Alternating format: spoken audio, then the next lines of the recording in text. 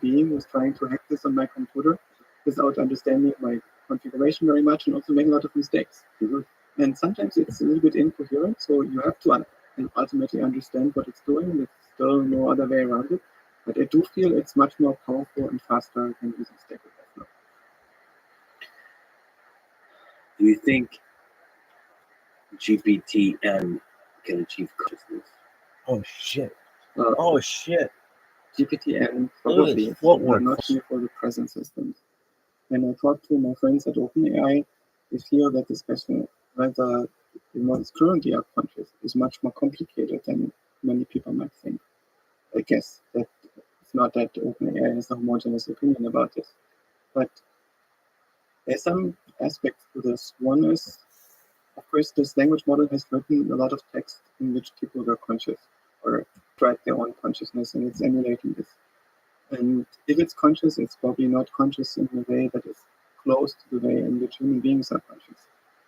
But while it is going through these states and going through a 100-step function that is emulating adjacent brain states that require a degree of self-reflection, it can also create a model of an observer that is reflecting itself in real time and describe what that's like. And while this model is a deepfake, our own consciousness is also as if it's virtual, right? It's not physical. Our consciousness is a representation of a self-reflective observer that only exists in patterns of interaction between cells.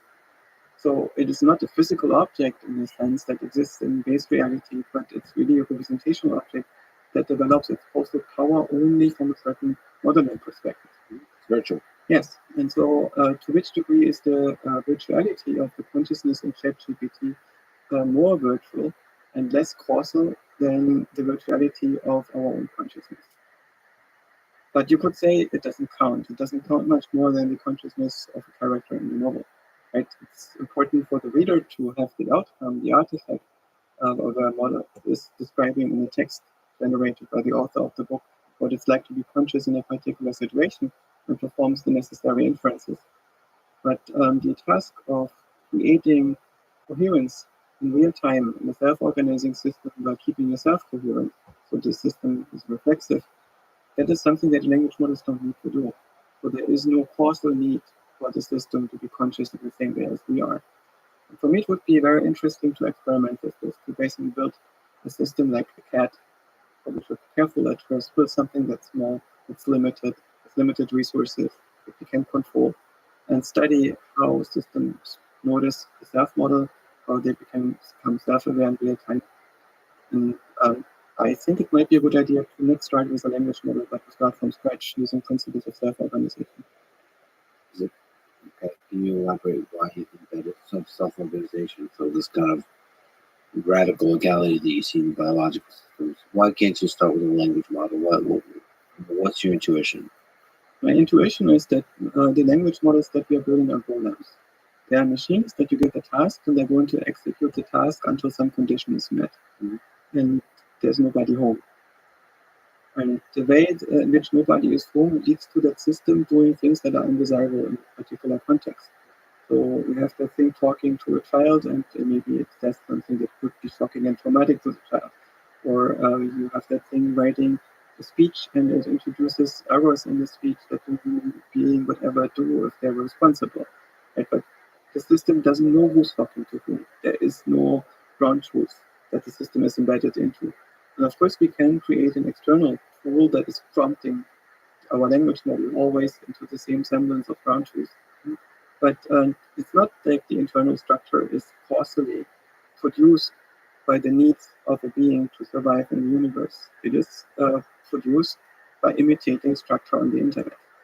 Yeah, but so can we externally inject into it this kind of coherent approximation of a world model that has to sync up? Maybe it is sufficient to use the transformer with a different loss function that optimizes for short-term coherence rather than next token prediction over the long run. We had many definitions of intelligence in history of AI. Next token prediction was not very high up on the list. And there are some similarities, like conditionless data compression is an old trope. Solomon induction, where you are trying to understand intelligence as predicting future observations from past observations, which is intrinsic to data compression. Mm, uh, predictive coding is a paradigm, this boundary between neuroscience and physics and computer science. So it's not something that is completely alien, but this radical thing that you only do next token prediction and see what happens is something where most people, I think, were surprised that this works so well. So it's so simple, but is it really that much more radical than just the idea of compression, intelligence compression? The idea that compression is sufficient to produce all the desired behaviors is a very radical idea. But equally radical as the next token prediction. It's something that wouldn't work in biological organisms, I believe. Biological organisms have something like next frame prediction for our perceptual system, where we try to filter out principal components out of the perceptual data and build hierarchies over them to track the world. But our behavior ultimately is directed by hundreds of physiological and probably dozens of social and cognitive needs that are intrinsic to us, that are built into the system as reflexes and direct us until we can transcend them and replace them by instrumental behavior that relates to our higher goals. And it also seems so much more complicated and messy than mixed frame prediction. Even the idea of frame seems counter-biological. Yes, because there's not this degree of simultaneity in the biological system.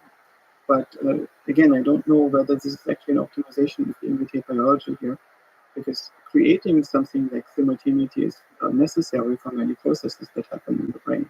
And you see the outcome of that by synchronized brainwaves, which suggests that there is indeed synchronization going on, but the synchronization creates overhead, and this overhead is going to make the cells more expensive to run, and you need more redundancy, and it makes the system slower.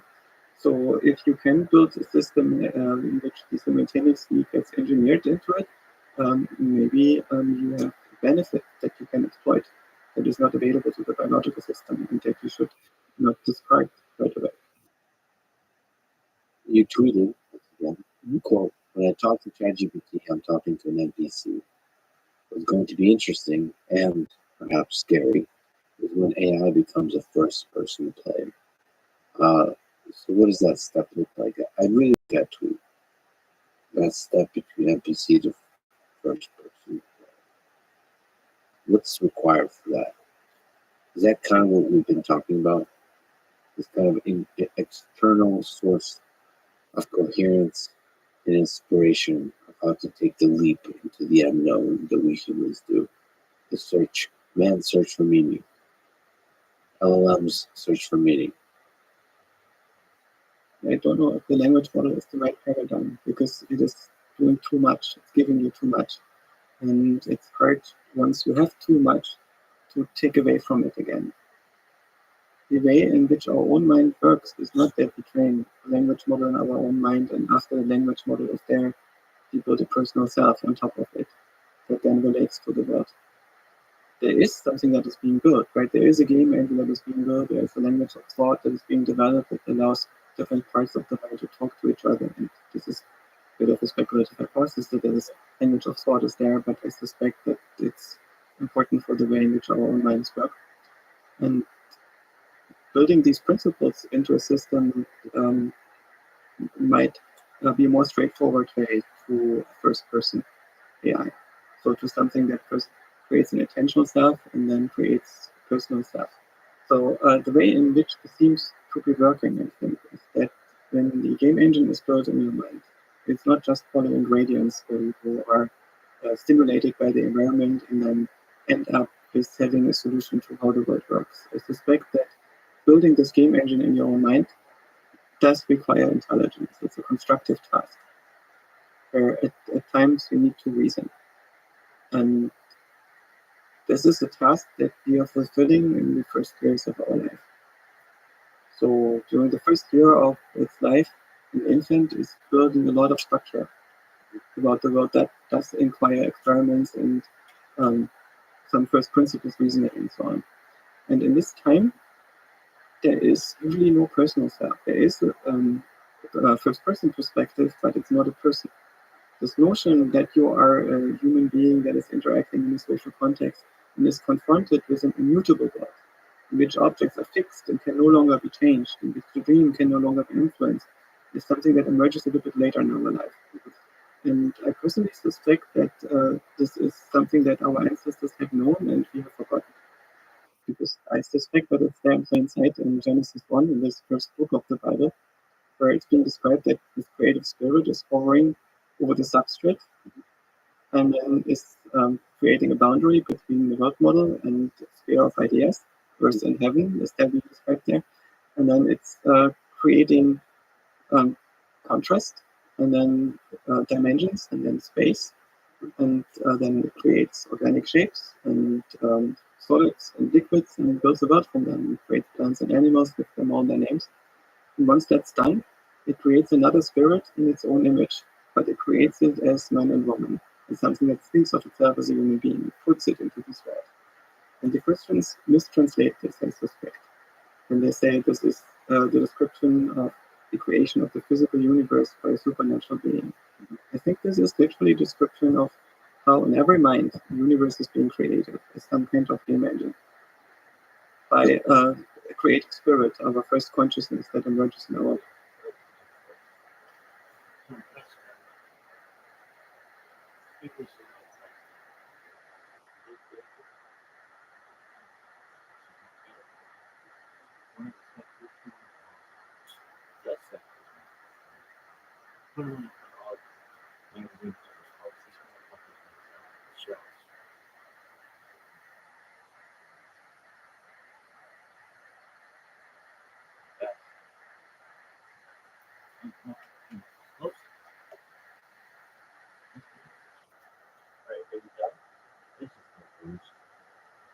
This is works.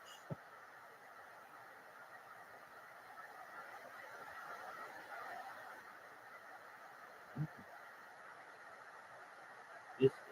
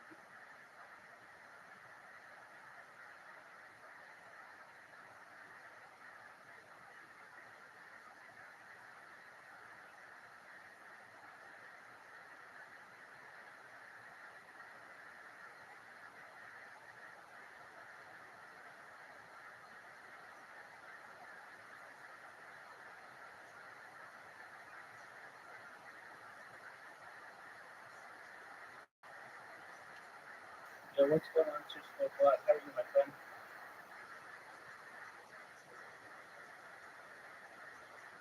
Hope you're doing well, my friend.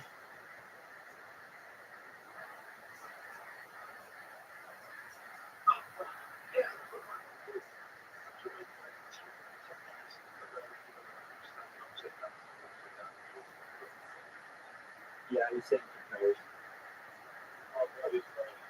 You're good. You're good. Yeah, I can't talk in the middle of it, so it's just horrible to do. I am in the middle of a karaoke concert. How about you? What's happening in your neck of the woods?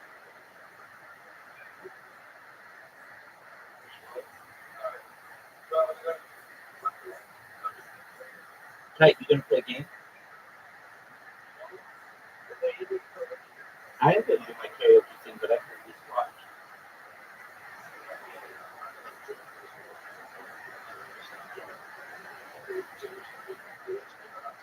I can see.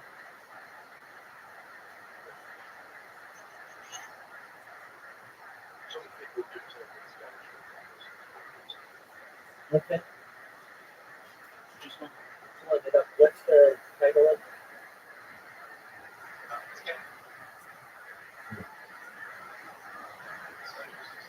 Oh, this is the one you were playing with. It's like 1916 Sweden, but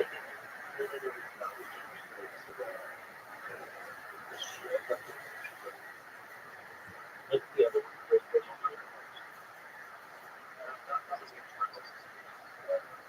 Oh, cool.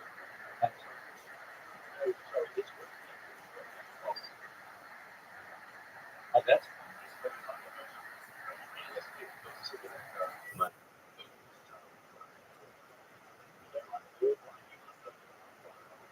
It's called Insurgency.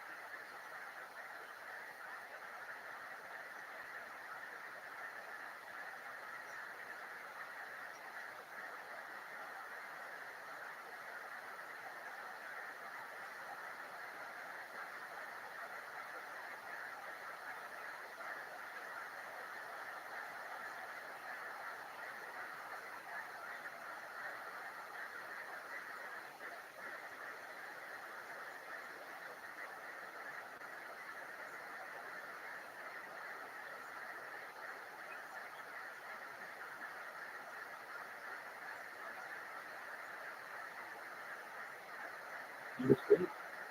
And I asked you, this is George Michael. Thanks for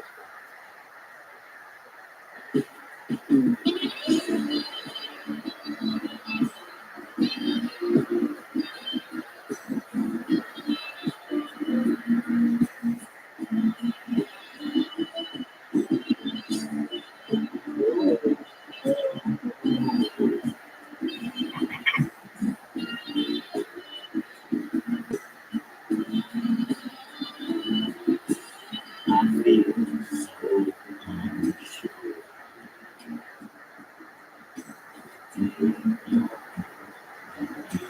To ask for as you kiss the glass, something in your eyes calls to mind the silver screen, and all is said goodbyes. I'm never gonna dance again. Guilty feet have got no rhythm, so it's easy to pretend. I know you're not a fool. Should've known better to treat a friend and waste the chance that I've been given. So I'm never gonna dance again the way I dance with you. Oh,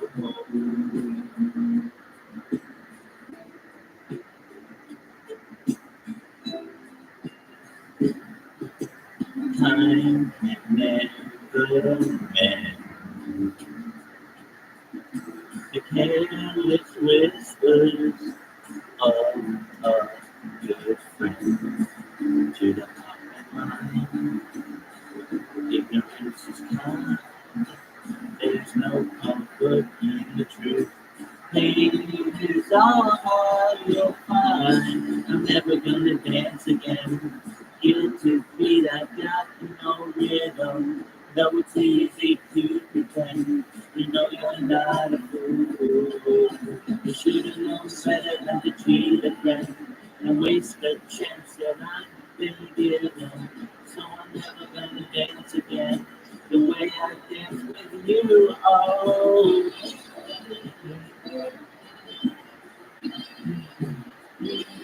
living without you.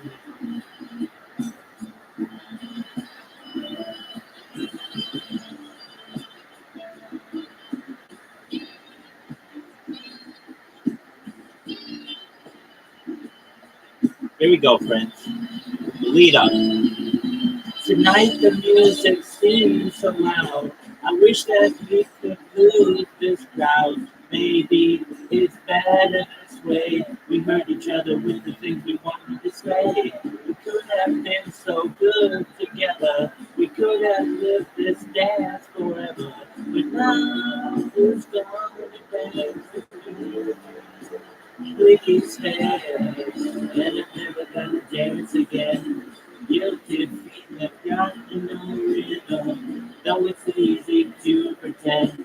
I know you're not a fool. You should know better than to cheat a friend and waste the chance that I've been given. So I'm never gonna dance again the way I dance with you. Oh.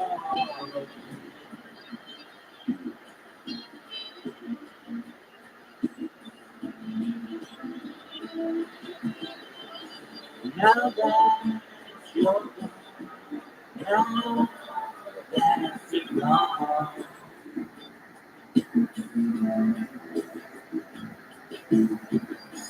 now that you're gone, well, you're so wrong, so wrong, that you had to leave me alone.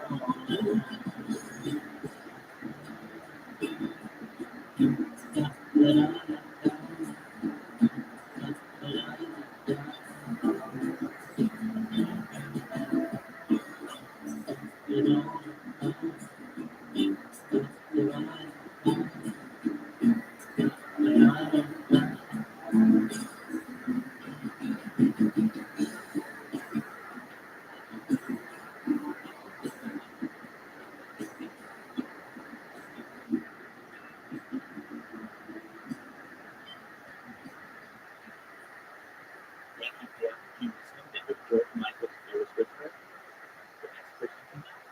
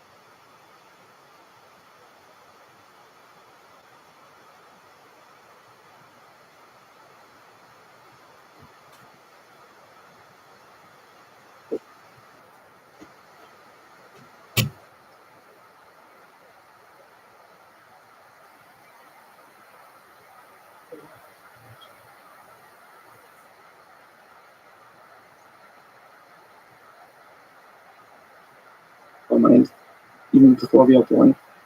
And that creates the interaction between organism and world.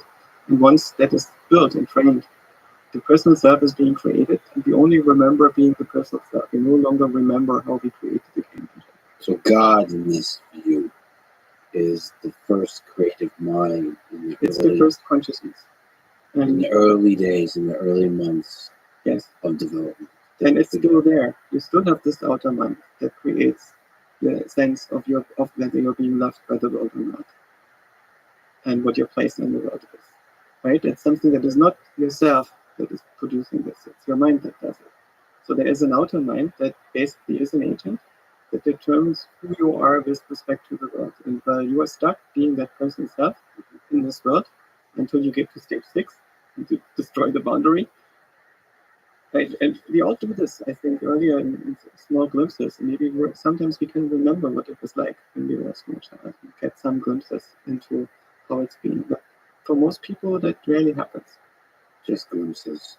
He tweeted, quote, suffering results from one part of the mind failing at regulating another part of the mind. Suffering happens in an early stage of mental development. I don't think that superhuman AI would suffer. It's intuition there. The philosopher Thomas Metzinger is very concerned that the creation of superhuman intelligence would lead to superhuman suffering. And so he's strongly against it. And personally, I don't think that this happens, because suffering is not happening at the boundary between ourselves and the physical universe. It's not some stuff on our skin that makes us suffer. It happens at the boundary between self and world, right? And the world here is the world model. It's the stuff that is created by your mind. But that's a all. representation of how the universe is and how it should be, and how you yourself relate to this. And at this boundary is where suffering happens. So suffering, in some sense, is self-inflicted, but not by your personal self. It's inflicted by the mind on the personal self that experiences itself as you.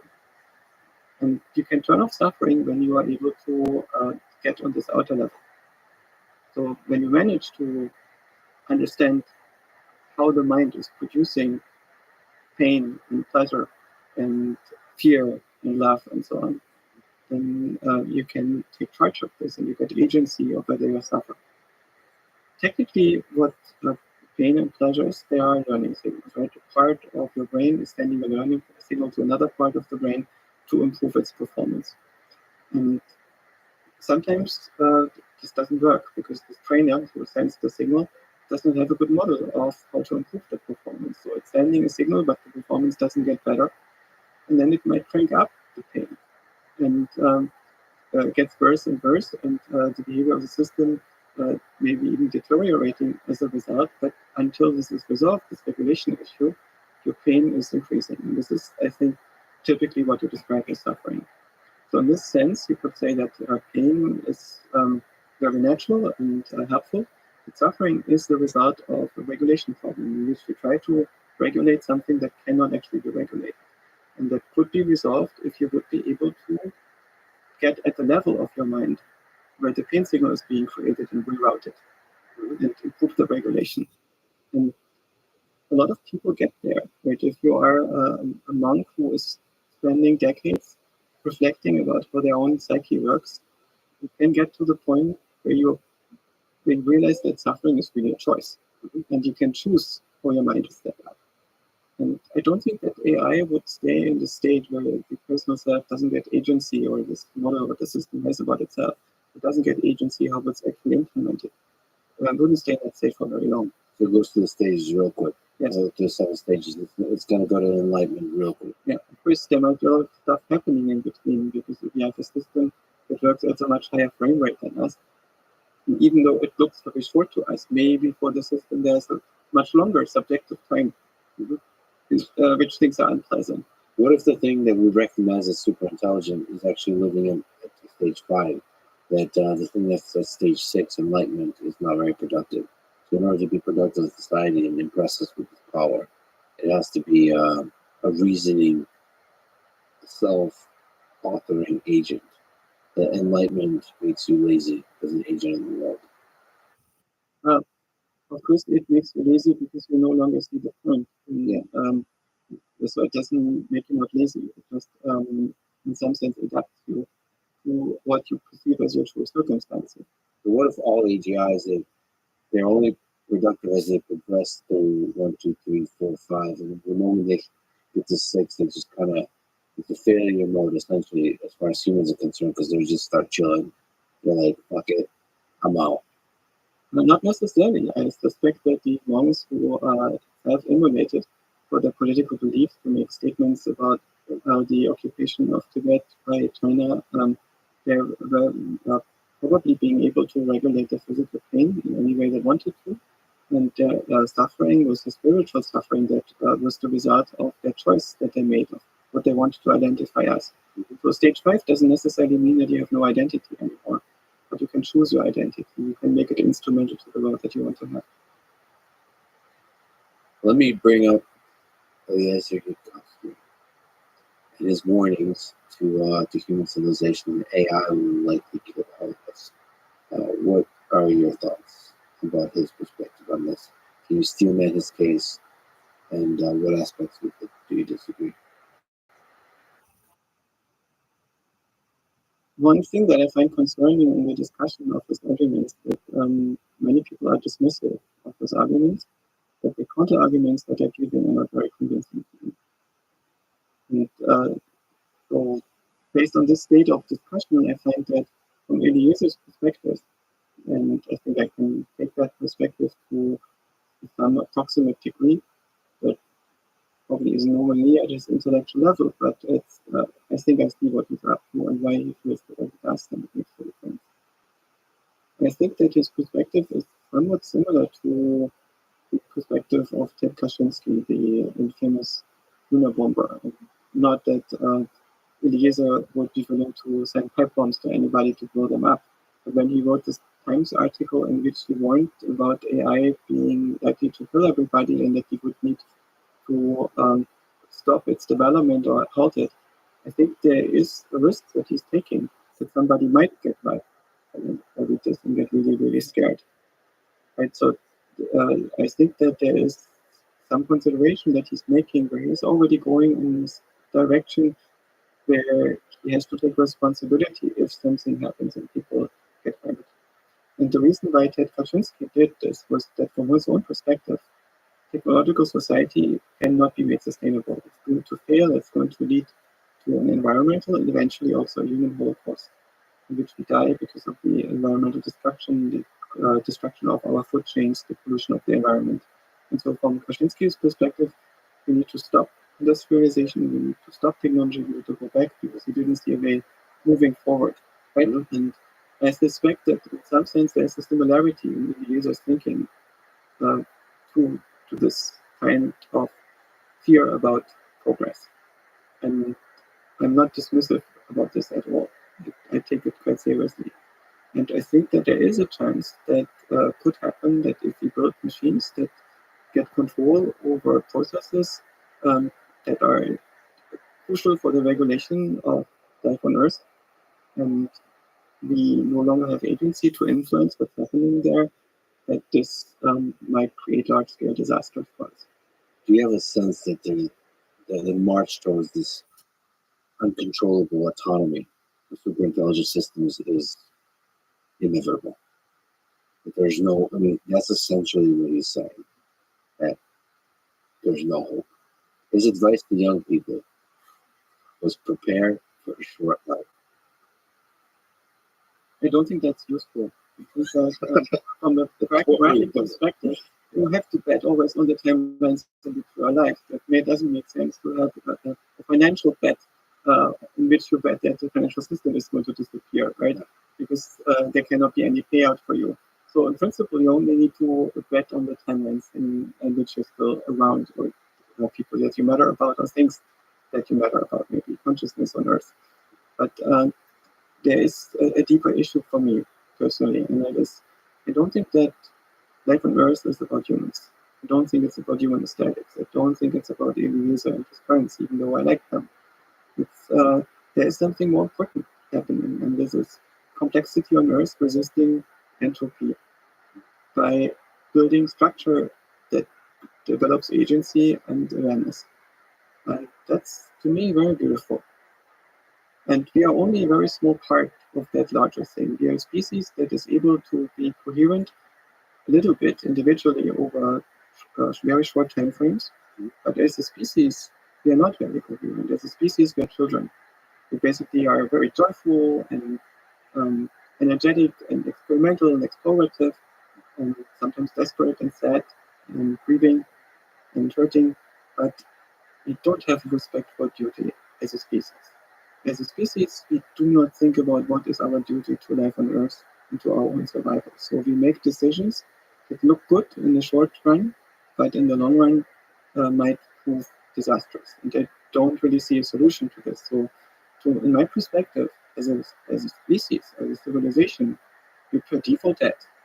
We are in a very beautiful time in which we have found this giant deposit of fossil fuels in the ground and use it and to build a fantastic civilization in which we don't need to worry about food and clothing and housing for the most part in a way that is unprecedented in life on Earth for any kind of conscious observer.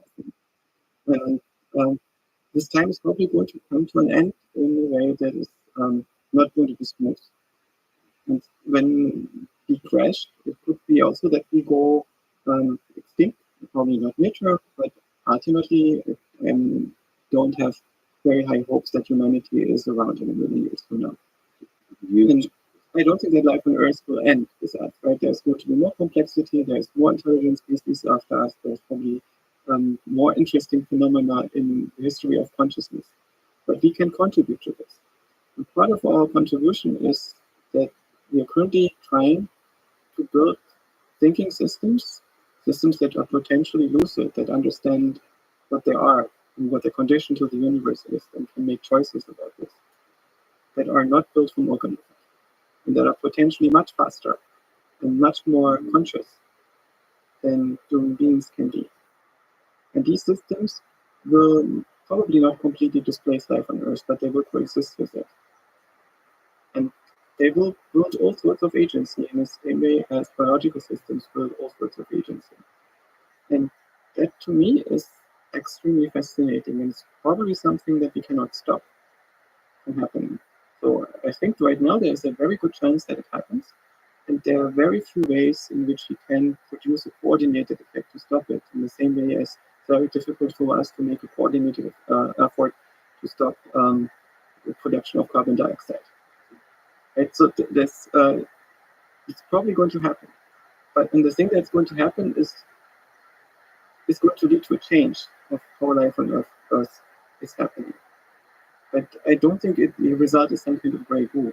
It's not something that's going to dramatically reduce the complexity in favor of something stupid. I think it's going to make life on Earth and consciousness on Earth way more interesting. So more higher complex consciousness, yes, will make the lesser consciousnesses flourish even more. I suspect that what could very well happen, if we're lucky, is that we get integrated into something larger. You, again, tweeted about effective accelerationism. You tweeted effective accelerationism is the belief that the papers of Maximizer and Rocco's Basilisk will keep each other in check by being eternally at each other's throats, so we will be safe and get to enjoy lots of free paper clips and a beautiful afterlife. Is that somewhat aligned with what you're talking about? I've been at a dinner with Beth Jesus, that's the Twitter handle of one of the main thinkers behind the idea of effective accelerationism. Mm-hmm. And effective accelerationism is a tongue-in-cheek movement that is trying to put a counterposition to some of the doom fears in the AI space by arguing that what's probably going to happen is an equilibrium between different competing AIs, in the same way as there is not a single corporation, there is a single government that is destroying and conquering everything on Earth by becoming inefficient and corrupt. There are going to be many systems that keep each other in check and force themselves to evolve. And so what we should be doing is we should be working towards creating this equilibrium by working as hard as he can in all possible directions. And at least that's the way in which I understand the gist of effective accelerationism. And so when he asked me what I think about this position, I said it's a very beautiful position, and I suspect it's wrong, but not for obvious reasons. And in the speech, I tried to make a joke about my intuition about what might be possibly known about it. So the Vocus Facilis and the paperclip maximizers are both boogeymen of the AI boomers. Vocus Facilis is the idea that there could be an AI that is going to punish everybody for eternity by simulating them if they don't have in creating Vocus Facilis. Probably a very good idea to get AI companies funded. They're going to receive the present. Give us $1 million, or it's going to be a very ugly afterlife. Yes. And I think that there is a logical mistake in Facilis, which is why I'm not afraid of it. But it's an interesting thought experiment. Can you mention the logical mistake? I think that there is no right of causation. So basically, when Vocus Facilis is there, it will have, if it punishes you retroactively, it has to make this choice in the future. There is no mechanism that automatically creates a causal relationship between you now defecting against Vocus Facilis or serving Vocus Facilis. After Vocus Facilis is in existence, it has no more reason to worry about punishing everybody else. So that would only work if you would be building something like the Doomsday Machine, as in Dr. Strangelove, something that inevitably gets triggered when somebody defects. And because Vocus Facilis doesn't exist yet to a point where this inevitability could be established, Vocus Facilis is nothing that you need to be worried about. The other one is the paperclip maximizer, right? This idea that you could build some kind of golem that once starting to build paperclips is going to turn everything into paperclips. And so the effective accelerationism position might be to say that you basically end up with these two entities being at each other's throats for eternity and thereby neutralizing each other. And as a side effect of neither of them being able to take over and each of them limiting the effects of the other, you would have a situation where you get all the nice effects of them, right? You get lots of free paperclips and you get a beautiful afterlife. Is that possible? You think so? To seriously address concerning areas of this. So for him, if I can just summarize poorly, for him, the first superintelligent system, which is formulated. Yeah, I suspect that a singleton is the natural outcome. So there is no reason to have multiple AIs because they don't have multiple bodies. If you can virtualize yourself into every substrate, then you can probably negotiate a merge algorithm with every mature agent that you might find on that substrate that basically says if two agents meet, they should merge in such a way that the resulting agent is at least as good as the better one of the two. The Genghis Khan approach, join us or die. Well, the Genghis Khan approach was slightly worse, right? It was mostly die. Because I can make new babies, and that will be mine, not yours. Right. So this is the thing that we should be actually worried about.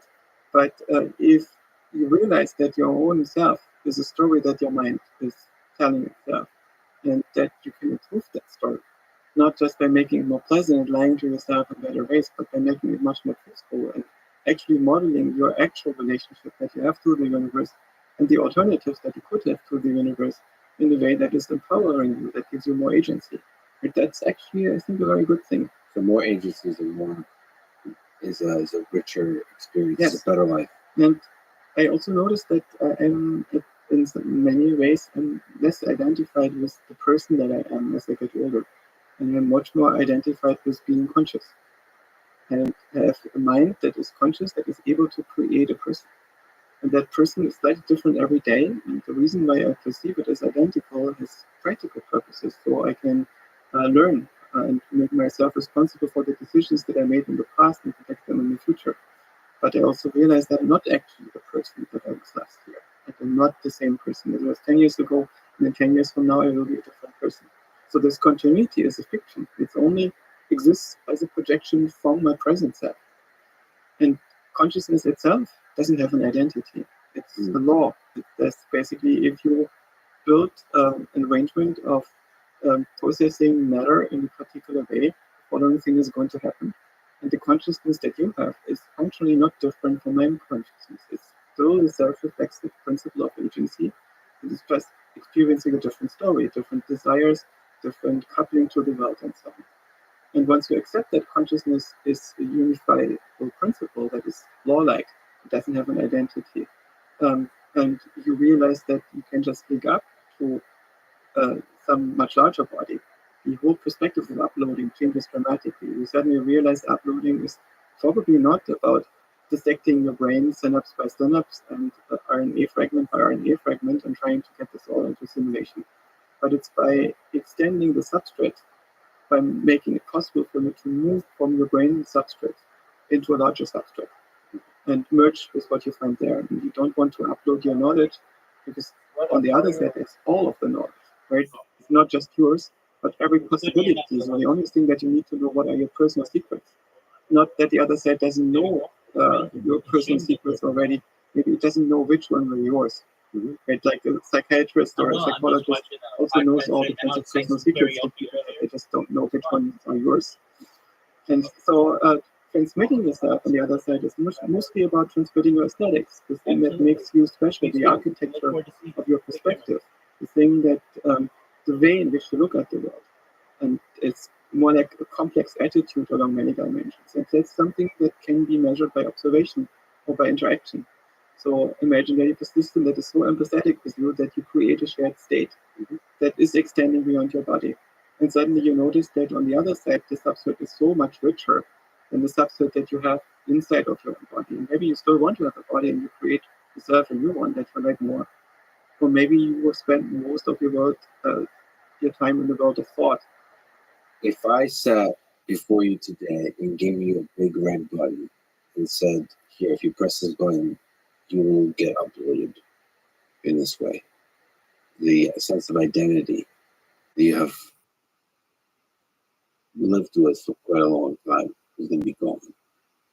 Would you press the button? There's a caveat. They have family, life, children that want me to be physically present in their life and interact with them in a particular way.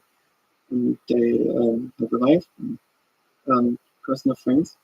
And there is a particular mode of interaction that I feel I'm not through yet. But apart from these responsibilities, and they are negotiable to some degree, I would press the button. But isn't this everything? This love you have for other humans, you can call it responsibility, but that connection, that's the ego death. Isn't that the thing we're really afraid of? Is not to just die, but to let go of the experience of love with other humans. But it's not everything. Everything is everything. So there's so much more. And you could be lots of other things. You could identify with lots of other things. You could be identifying with being Gaia, some kind of planetary control agent that emerges over all the activity of life on Earth. You could be identifying with some hyper Gaia that is the concatenation of Gaia with all the digital life and the digital minds. And so in this sense, there will be agents in all sorts of substrates and directions that all have their own goals. And when they're not sustainable, then these agents will cease to exist. Or when the agent feels that it's done with its own mission, it will cease to exist. In the same way as when you conclude a thought is going to wrap up and gives control over other thoughts in your mind. So there is no single thing that you need to do. But what I observe myself is that sometimes I'm a parent, and then I have an identification and a job as a parent, and sometimes I am an agent of consciousness on Earth. And then from this perspective, there's other stuff that is important. So this is my main issue with Eliezo's perspective, that he's basically married himself to a very narrow human aesthetic.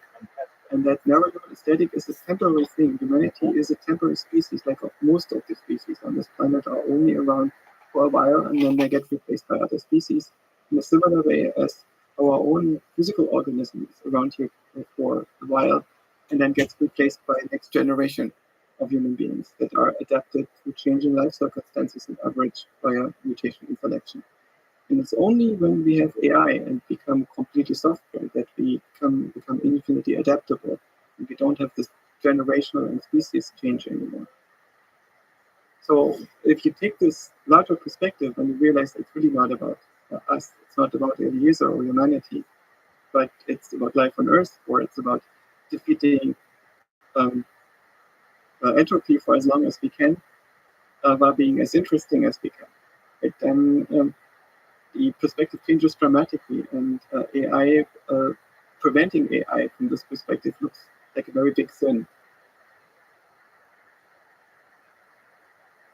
But when we look at the set of trajectories that such an AI would take that supersedes humans, I think Eliezer is worried about like ones that not just kill all humans, but also have some kind of maybe objectively undesirable consequence for life on Earth. Like how many trajectories, when you look at the big picture of life on Earth, would you be happy with, and how much worry you with AGI, whether it kills humans or not? There is no single answer to this. It's a question that depends on the perspective that I'm taking at a given moment. And so there are perspectives that are determining most of my life as a human being, and there are other perspectives where I zoom out further and imagine that when the great oxygenation event happened, that is, photosynthesis was invented and plants emerged and displaced a lot of the fungi and algae in favor of plant life, and then later made animals possible. Imagine that the fungi would have gotten together and said, oh my god, this photosynthesis stuff is really, really bad. It's going to possibly displace and kill out of fungi. We should slow it down and regulate it and make sure that doesn't happen. It's difficult to me. Perspective. That said, you tweeted about a cliff. Beautifully written. As a sentient species, humanity is a beautiful child, joyful, explorative, wild, sad, and desperate. But humanity has no concept of submitting to reason and duty to life and future survival. We will run until we step past the cliff. So first of all, do you think that's true? Yeah, I think that's pretty much the story of the travel phone, the limits to growth. And the cliff that we are stepping over with at least 1 foot is the delayed feedback. Basically, we do things that have consequences that can be felt generations later, and the severity increases even after we stop doing the thing. As expected for climate, the original predictions that climate scientists made were correct. So when I said that the tipping points were in the late 80s, they were probably in the late 80s. And if we would stop emission right now, we would not turn it back. Maybe there are ways for carbon capture, but so far there is no sustainable carbon capture technology that we can deploy. Maybe there's a way to put aerosols into the atmosphere to cool it down. Possibilities, right? But right now, by default, it seems that we will step into a situation where we feel that we run to.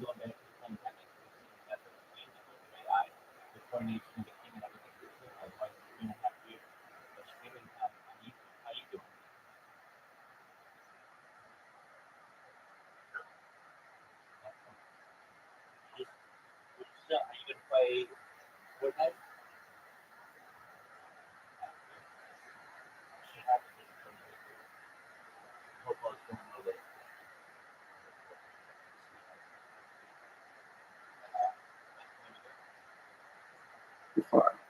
And going back is not something that we can do smoothly and gradually, but it's going to lead to a catastrophic event. Catastrophic event of one kind. So, can you still make the case that we will continue dancing along and always stop just short of the edge?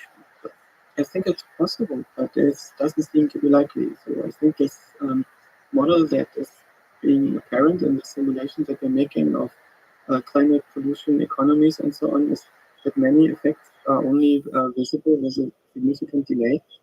And in that time, the system is moving much more out of the equilibrium state or of the state where homeostasis is still possible. That moves into a different state, one that is going to harbor fewer people. And that is basically the concern there. And again, it's a possibility. It's just, and it's a possibility that is larger than the possibility that it's not happening. That we will be safe. That we will be able to bounce back over time. So the climate is one thing, but there's a lot of other threats. They might have a faster feedback mechanism, Yes. less delay. There is also a thing that AI is probably going to happen, and it's going to make everything uncertain again. Because it is going to affect so many variables that it's very hard for us to make a prediction into the future anymore. And maybe that's a good thing. It does not give us the freedom, I think, to say now we don't need to care about anything anymore because AI will either kill us or save us. But I suspect that if humanity continues, it will be due to AI. What's the timeline for things to get real weird with AI? It can get weird in an interesting way before you get to AGI. What about AI girlfriends and boyfriends? Fundamentally transforming human relationships. I think human relationships are already fundamentally transformed, and it's already very real. By which technology? For instance, social media. Yeah. Is it though? Is it the fundamentals of the core group of humans that affect your life still the same? Your loved ones, family? No, I think that, for instance, many people live in intentional communities right now. They're moving around until they find people that they can relate to and they become their family. And often that doesn't work because it turns out that instead of having growing networks that you get around with the people that you grew up with, you have more transactional relationships. You shop around, you have markets for attention and pleasure and relationships. That gives the magic to it. Why is that? Why is the transactional search for optimizing attention, allocation of attention somehow misses the romantic magic of human relations? It all depends on how magical was it before. Was it that you just could rely on instincts, that used your intuitions and you didn't need to rationally reflect? But once you understand, it's no longer magical because you actually understand why you were attracted to this person at this age and not to that person at this age, and what the actual considerations were that went on in your mind and what the calculations were. What's the likelihood that you're going to have a sustainable relationship with this person, that this person is not going to leave you for somebody else?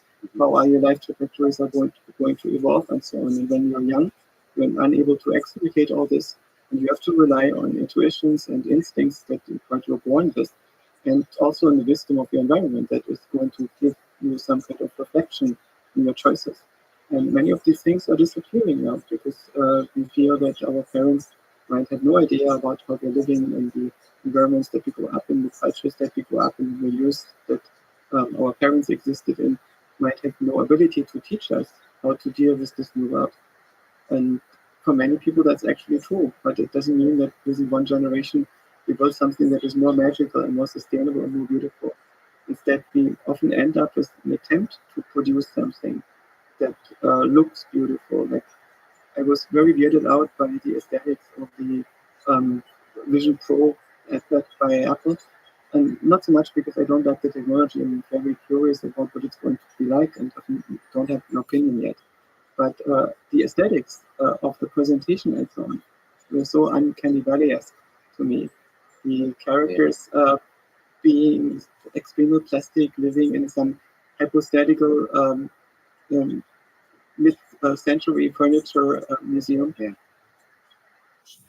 This is the proliferation of marketing teams. Yes, but it was a CGI generated world. It was a CGI generated world that doesn't exist. And when I complained about this, some friends came back to me. But these are startup founders. This is what they live like in Silicon Valley. And I tried to tell them, no, I didn't know those people in Silicon Valley. It's not what people are like. They're still people. They're still human beings. So the grounding in physical reality somehow is important too. In culture. And so basically what's absent in this thing is culture. There is a simulation of culture, an attempt to replace culture by catalog, by some kind of aesthetic optimization that is not the result of having a sustainable life with sustainable human relationships, with houses that work for you and a mode of living that works for you in which this product, these glasses fit in naturally. And I guess it's also why so many people are weirded out about the product because they don't know how is this actually going to fit into my life and into my human relationships. Because the way in which it was presented in these videos didn't seem to be credible. Do you think AI, when it's deployed by companies like Microsoft and Google and Meta, will have the same issue of being weirdly corporate. Like there'd be some uncanny valley, some weirdness to the whole presentation. This is, I've had a chance to talk to George Hotz, who believes everything should be open source and decentralized. And then we shall have the AI of the people, and it'll maintain a grounding to the magic that's humanity, that's the human condition. That like corporations will destroy the magic. I believe that if we make everything open source, make this mandatory, we are going to lose about a lot of beautiful art and a lot of beautiful designs. There is a reason why Windows Desktop is still ugly. Right? It's because it's difficult to create coherence in open source designs so far when the designs have to get very large, and it's easier to make this happening in a company with centralized organization. And from my own perspective, what we should ensure is that open source never dies, that it can always compete. It has a place with the other forms of organization, because I think it is absolutely vital that open source exists and that we have systems that people have under control outside of the corporation. And that is also producing viable competition to the corporations. For the corporations, the centralized control, the dictatorships of corporations can create beauty. Because centralized design is a source of a lot of beauty. And then I guess open source is a source of freedom, a hedge against the corrupting nature of power that comes with centralized. I grew up in socialism, and I learned that corporations are totally evil, and I found this very, very convincing. And then you look at corporations like Enron and Halliburton maybe and realize, yeah, they are evil. But you also notice that many other corporations are not evil. And they're surprisingly benevolent. Why are they so benevolent? Is this because everybody is fighting them all the time? I don't think that's the only explanation. Because they're actually animals that live in a large ecosystem and that are still largely controlled by people that want that ecosystem to flourish and be viable for people. So I think that Pat Gelsinger is completely sincere when he leads Intel to be a tool that supplies the free world with semiconductors. And not necessarily that all the semiconductors are coming from Intel, because Intel needs to be there to make sure that we always have them. Right? So there can be many ways in which we can import and trade semiconductors from other companies and places. We just need to make sure that nobody can cut us off from it, because that would be a disaster for this kind of society and world. Right? And so there are many things that need to be done to make our style of life possible. And with this, I don't mean just capitalism, environmental destruction, consumerism, and creature comforts. I mean an idea of life in which we are determined not by some kind of king or dictator, but in which individuals can determine themselves to the largest possible degree. And to me, this is something that the Western world is still trying to embody. And it's a very valuable idea that we shouldn't give up too early. And from this perspective, the US is a system of interleaving clubs. And an entrepreneur is a special club founder. It's somebody who makes a club that is producing things that are economically viable. And to do this, it requires a lot of people who are dedicating a significant part of their life for working for this particular kind of club. And the entrepreneur is picking the initial set of rules and the mission and vision and aesthetics for the club and make sure that it works. But the people that are in there need to be protected, right? If they sacrifice part of their life, there need to be rules that tell how they're being taken care of, even after they leave the club and so on. So there's a large body of rules that have been created by our rule-giving clubs and that are enforced by our enforcement clubs. And some of these clubs have to be monopolies for game theoretic reasons, which also makes them more open to corruption and less harder to update. And this is an ongoing discussion and process that takes place. But the beauty of this idea that there is no centralized king who is, that is extracting from the peasants and bringing the peasants into serving the king and fulfilling all the roles like ants in an ant. But that there is a freedom of association, and corporations are one of them. It's something that people tend to realize. So I do think that corporations are dangerous, right? They need to be protections against overreach of corporations that can do regular capture and prevent open source from competing with this corporations by imposing rules that make it impossible for a small group of kids to come together to build their own language model because OpenAI has convinced the US that you need to have some kind of FDA process that you need to go through that costs many $million before you are able to train a language model. Right? So this is important to make sure that this doesn't happen. So I think that OpenAI and Google are good things. If these good things are kept in check in such a way that all the other clubs can still be founded and all the other forms of clubs that are desirable can still coexist. So what do you think about Meta in contrast to that, open sourcing most of its language models and most of the AI models it's working on, and actually suggesting they will continue to do so in the future for future versions of Llama, for example, their large language model? What is that exciting to you? Is that concerning? I don't find it very concerning, but that's also because I think that the language models are not very dangerous yet. And Yet. yes, so as I said, I have no proof that there is a boundary between the language models and AI, AGI. It's possible that somebody builds a version of AGI, I think, both in the algorithmic improvements that scale these systems up in ways that otherwise wouldn't have happened without these language model components. So it's not really clear for me what the end game is there, and if these models can brute force their way into AGI. And there's also a possibility that the AGI that we are building, if these language models are not taking responsibility for what they are because they don't understand the greater game. And so to me, it would be interesting to try to understand how to build systems that understand what the greater games are. What are the longest games that we can play in this planet? Games broadly, like deeply defined the way you did with the games. In the game theoretic sense. So when we are interacting with each other, in some sense we are playing games. We're making lots and lots of interactions. This doesn't mean that these interactions have all to be transactional. Every one of us is playing some kind of game by virtue of identifying these particular kinds of goals that we have or aesthetics from which we derive the goals. Right? So when you say in next week when I'm doing a set of podcasts, then you feel that's part of something larger that you want to build. Maybe you want to inspire people. Maybe you want them to see more possibilities and get them together over shared ideas. Maybe your game is that you want to become super rich and famous by being the best podcaster on earth. Maybe you have other games. Maybe it switches from time to time. Right? But there is a certain perspective where you might be thinking, what is the longest possible game that you could be playing?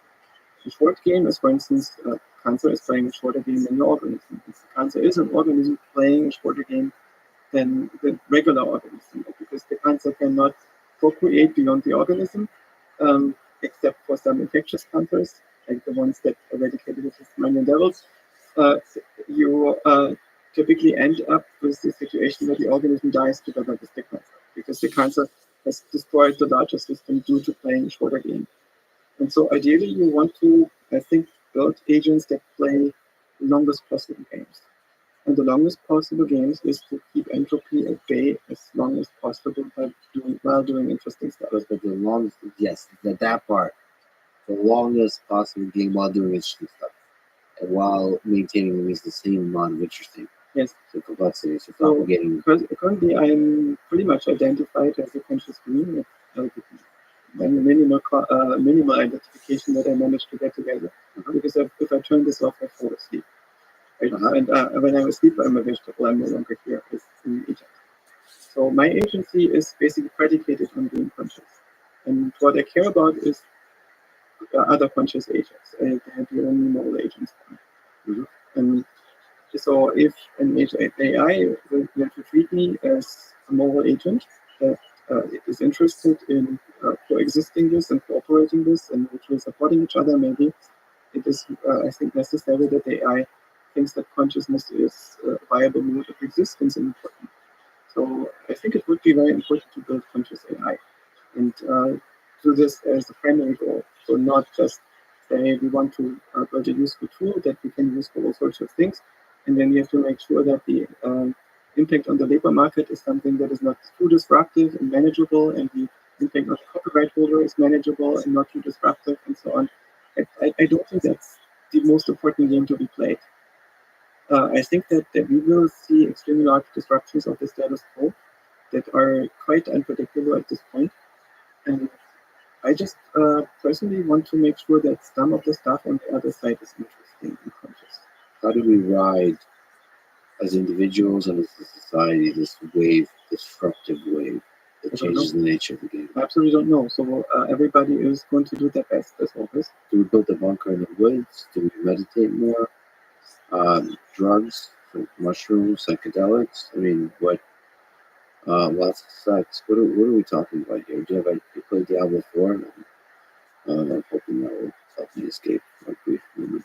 What do play video games? What? You have ideas? I really like playing Disco Elysium.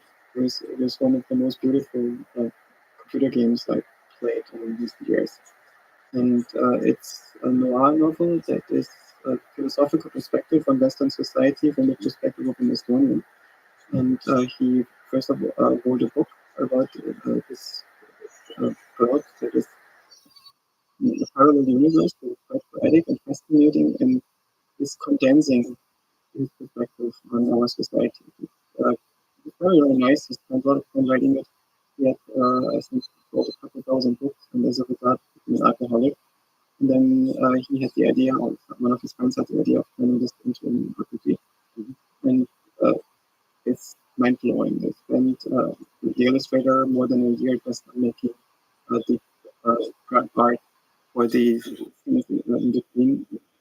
So aesthetically, it captures you. It's stunning. But it's the philosophical work of art. It's the reflection of society. It asks you to spend time in this world. And so for me, it was using a medium in a new way and telling a story that left me enriched. Well, when I tried Diablo, I didn't feel enriched playing it. I felt that the time playing it was not unpleasant, but there's also more pleasant stuff that I can do in that game. So ultimately, I feel that I'm being game and not gaming. Oh, and the addiction thing. Yes, and basically feel that there is a very transparent economy that's going on. Story of the Diablo is going that. So it's not really interesting to me. My heart is slowly breaking by the deep truth you're conveying to me. Why can't you just allow me to enjoy my personal addiction? Go ahead.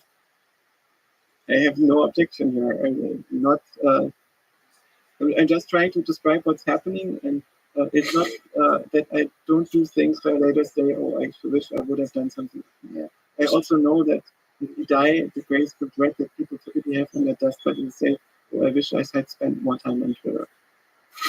No, I don't think that's the case. I think I should probably have spent less time on Twitter, but I found it so useful for myself and also so addictive that I thought I need to make the best of it and turn it into an art form and thought form.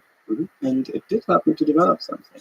Yeah. But I wish what other things I could have done in the meantime. It's just not the universe that we're in anymore. Most people don't read books anymore. What do you think that means that we don't read books anymore? What do you think that means about the collective intelligence of our species? Is it possible it's still progressing and growing? Well, it really is. There is stuff happening on Twitter that was impossible with books. And I really regret that Twitter has not taken the turn that I was hoping for. I thought Elon is global brain code and understands that this thing needs to self-organize and he needs to develop tools to allow the propagation of the self-organization so Twitter can become sentient. And maybe this was a pipe dream from the beginning, but I felt that the enormous pressure that he was under made it impossible for him to work on any kind of content goals. And also many of the decisions that he made under this pressure seem to be not very wise. I don't think that as a CEO of a social media company, you should have opinions on the culture in public. I think that's very short-sighted. And I also suspect that it's not a good idea to block program of all people over setting a Mastodon link. And I think Paul made this intentionally because he wanted to show Elon Musk that blocking people for setting a link is completely counter to any idea of free speech that he intended to bring to Twitter. Basically, seeing that Elon was way less principled in his thinking is much more experimental. And many of the things that he is trying, pan out very differently in a digital society than they pan out in a car company.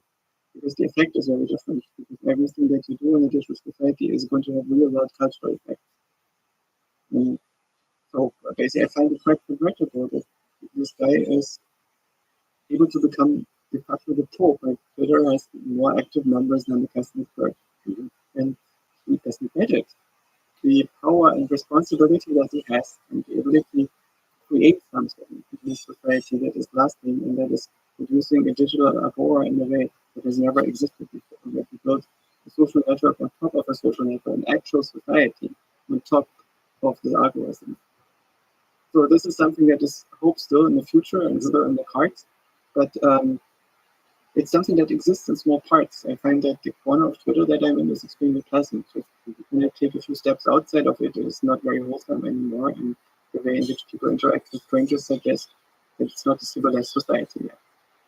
So as the number of people who follow you on Twitter expands, you feel the burden of the uglier sides of humanity. Yes, but there is also a similar thing in the normal world.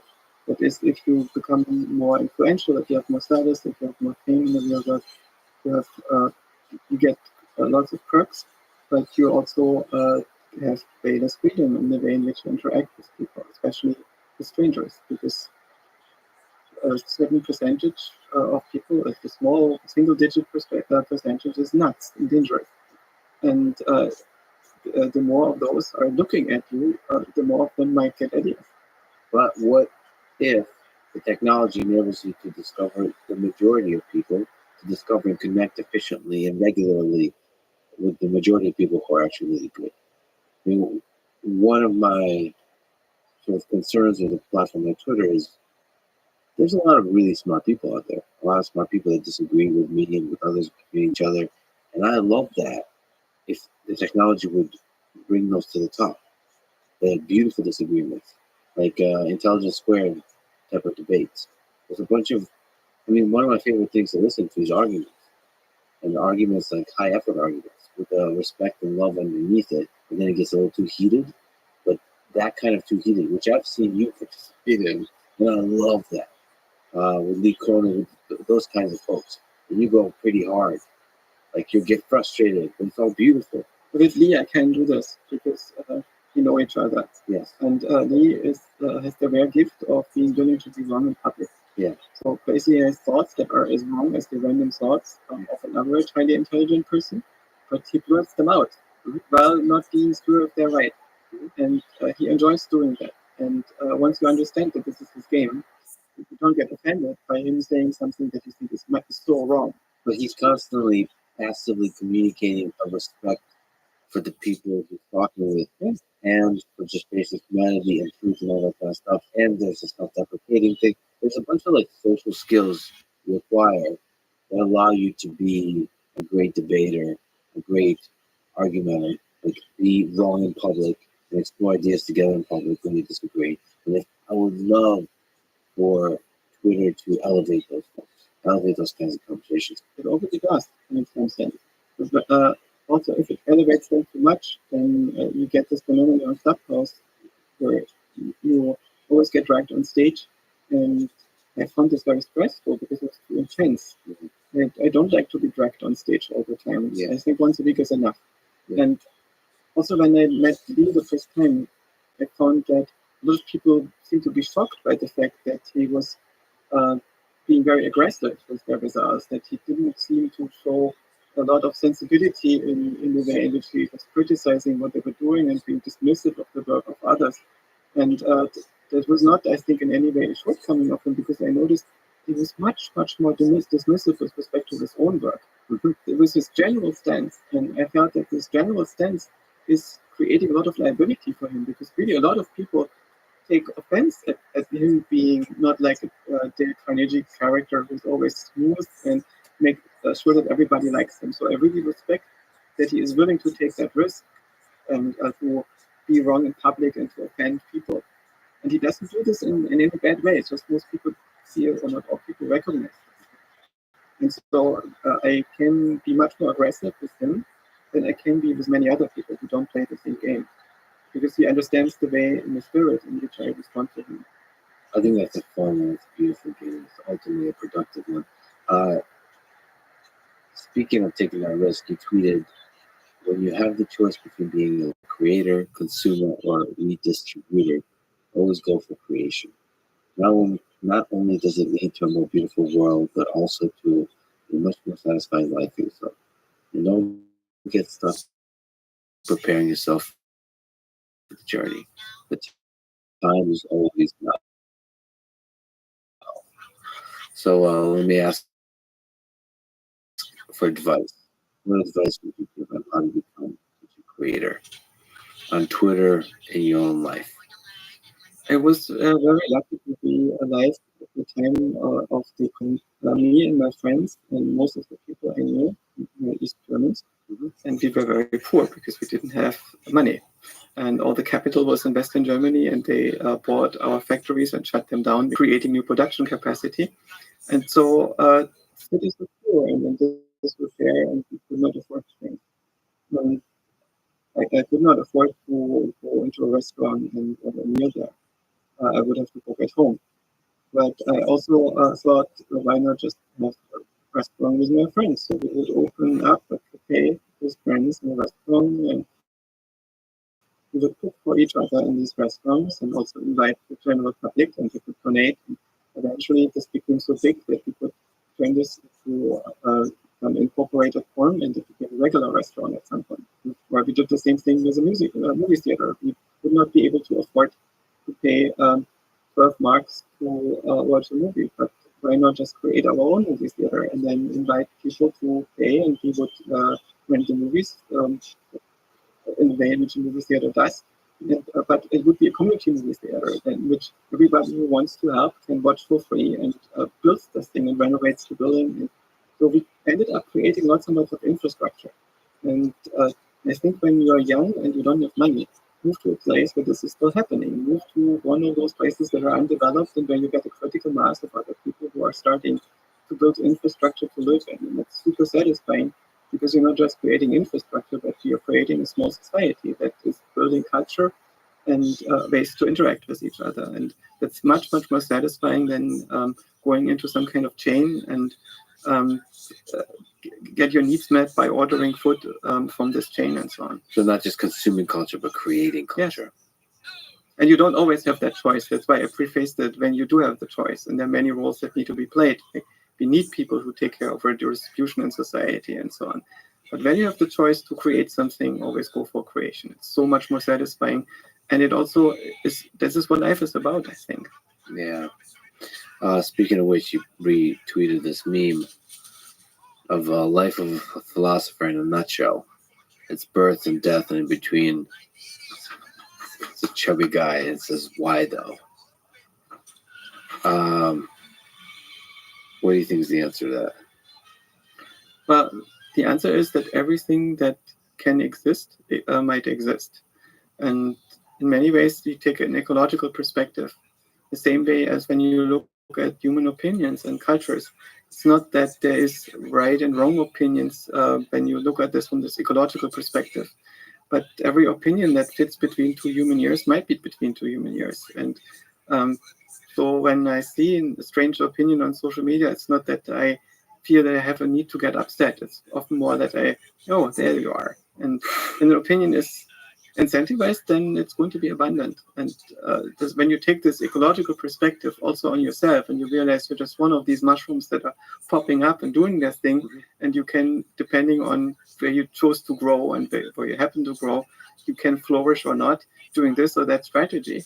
And it's still all the same life at some level. It's all the same experience of being a conscious being in the world. And you do have some choice about who you want to be more than any other animal has. That to me is fascinating. And so I think that rather than asking yourself, what is the one way to be? Think about what are the possibilities that I have, what it would be the most interesting way to be that I can be. Because everything is possible, so you get to explore this. Not everything is possible. Many things fail, most things fail. But often there are possibilities that we are not seeing, especially if we choose who we are. To the degree we can choose. Yasha, you're one of my favorite humans in this world. Consciousness is to merge with for a brief moment of time. It's always an honor. It always blows my mind. It will take me days, if not weeks, to recover. I already miss our chats. Thank you so much. Thank you so much for speaking with me so many times. Thank you so much for all the ideas you put out into the world. And I'm a huge fan of following you now in this interesting, weird time we're going through with AI. So thank you again for talking today. Thank you, Lex, for this conversation. Enjoyed it very much. Thanks for listening to this conversation with Yoshibak. To support this podcast, please check out our sponsors in the description. And now, let me leave you with some words from the psychologist Carl Jung. One does not become enlightened by imagining figures of light, but by making the darkness conscious. The latter procedure, however, is disagreeable and therefore not popular.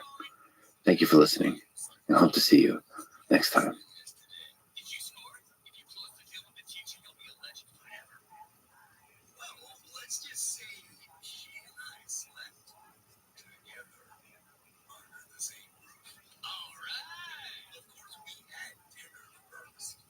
Regardless of whatever was written in these books that were written thousands and thousands of years ago, the fact of the matter is no one has a right to go on slaughtering people, removing them from their homes, and then continuing to live in their homes, continuing to drink coffee on their balconies, decades and decades later, with no shame, with no introspection, with no reflection.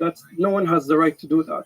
No one has the right to keep an entire population of people in a cage, which is what's happening to people in the West Bank, who have no freedom of movement, which is what's happening in Gaza, which is blockaded to water, air, and land, and is deemed uninhabitable by human rights organizations like the UN. No one has a right to do that. The following is a conversation with Mohammed Al-Kurd, a world-renowned Palestinian poet, writer, journalist, and an influential voice speaking out and fighting for the Palestinian cause. He provides a very different perspective on Israel and Palestine than my previous two episodes with Benjamin Netanyahu and Yuval Noah Harari. I hope his story and his words add to your understanding of this part of the world as it did to mine. I will continue to have difficult, long-form conversations such as these, always with empathy and humility, but with backbone. And please allow me to briefly comment about criticisms I receive of who I am as an interviewer and a human being. I am not afraid to travel anywhere or challenge anyone face to face, even if it puts my life in danger. But I'm also not afraid to be vulnerable, to truly listen, to empathize, to walk a mile in the well-worn shoes of those very different from me. It's this latter task, not the former one, that is truly the most challenging, in conversations and in life. But to me, it is the only way. This is the Lex Friedman Podcast. To support it, please check out our sponsors in the description. And now, dear friends, here's Mohammed Al-Kurd. Tell me about Sheikh Jarrah, the neighborhood in East Jerusalem where you grew up. Sheikh Jarrah is, in a way, a typical neighborhood, despite the absurd reality that surrounds it. It's a typical neighborhood in terms of Palestinian neighborhoods. It's one that is threatened with colonialism, with settler expansion, and with forced expulsion, and it has been that way since the early 70s. My family, like all of the other families in Sheikh Jarrah, were expelled from their homes in the Nakba in 1948, and they were forced out by the Haganah and other Zionist paramilitaries that later formed the Israeli military. And they were driven to various cities. And my grandmother moved from city to city, and she ended up in Sheikh Jarrah in 1956. Sheikh Jarrah was established as a refugee housing unit by the United Nations and by the Jordanian government, which had control over that part of Jerusalem at the time. And then people lived there harmoniously. They were all from different parts of Palestine. And they managed to rebuild their lives after the first expulsion. And then in the 70s, you had settler organizations, many of whom were registered here in New York and in the United States, claiming our houses and our lands as their own by divine decree. And obviously because the judges are Israeli and the laws were written by Israeli settlers, and the whole judiciary was established atop the rubble of our homes and villages. We had no, we had no real pull in the courts. The Israeli courts would look at the Israeli documents, which we argue are falsified and fabricated, and they would take them at face value without authentication, and they refused to look at our documents. They refused to look at the documents from the Jordanian government, the documents from the UN, the documents from the Ottoman archives. So you already have this kind of asymmetry in the court that for any person with common sense would lead you to believe that this is not, in fact, a legal battle. Or a real estate dispute, as the Israeli Ministry of Foreign Affairs likes to frame it, but rather a very, very political battle, one that is about social engineering, one is about demographics, one that is about removing as many Palestinians as possible from occupied Jerusalem. So we did what all Palestinian families in Jerusalem do when they're faced with this kind of threat, and we bought time. We pleaded and appealed the courts and appealed the cases, and we got over 50 expulsion orders. In 2009, rifle-wielding settlers, accompanied by police and Israeli military, came over and shoved our neighbors outside of their home around 5 a.m. It was the most brutal, violent thing I'd seen as a child at the time, and I didn't realize that my turn was coming. My turn was next. They threw them out in the middle of the night with sound bombs and rubber bullets, and they had to live in tents on the street for many, many months, and even lived in our front yards for a few months and lived in their cars. Can you linger on that process? 2009, you said 50 expulsion orders. What was happening? Between the 70s and 2009, there had been dozens of expulsion orders against us and against many other families in the neighborhood. 28 families in total, actually. And in 2008, 2009, the first wave of expulsions finally happened. It actually began with Kamil al-Kurd. We're not related, but we live on the same street, in the same neighborhood. She was thrown out of her home. Her husband, an elderly man also named Muhammad al-Kurd, was pronounced dead on the spot. He had a stroke and died. Israeli soldiers pulled him out of his home while he was urinating and threw him into the streets, and he died. A few months later, the Ghawi and the Hanoun families, which are, kind of not a clan, but, in Palestine, you have sometimes a building that contains multiple brothers and their wives. Each have little apartments. So the Ghawi and Hanoun families, about 35 people, were thrown out in the middle of the street right across from us. And then by the end of 2009, I had come home from school to find all of my furniture scattered across the length of the street, and I saw the settlers, many of whom had American accents, living in our house. And their justification for this, their reasoning for this is, divine decree. This is what God wants. This is the promised land. This is so and so, as if God is some kind of real estate agent. So they took over half of our home, and we continued to be in courts for the following decade. I was still a child, and I had broken English, and I was talking to all of these diplomats and all of these journalists who would, subject me to their, racism and biases and so on and so forth. And I had to prove my humanity time and time again, and I had to, do all of this, all with broken English. And we were lucky even if we got a quote in the article written about us by the Times or so on and so forth.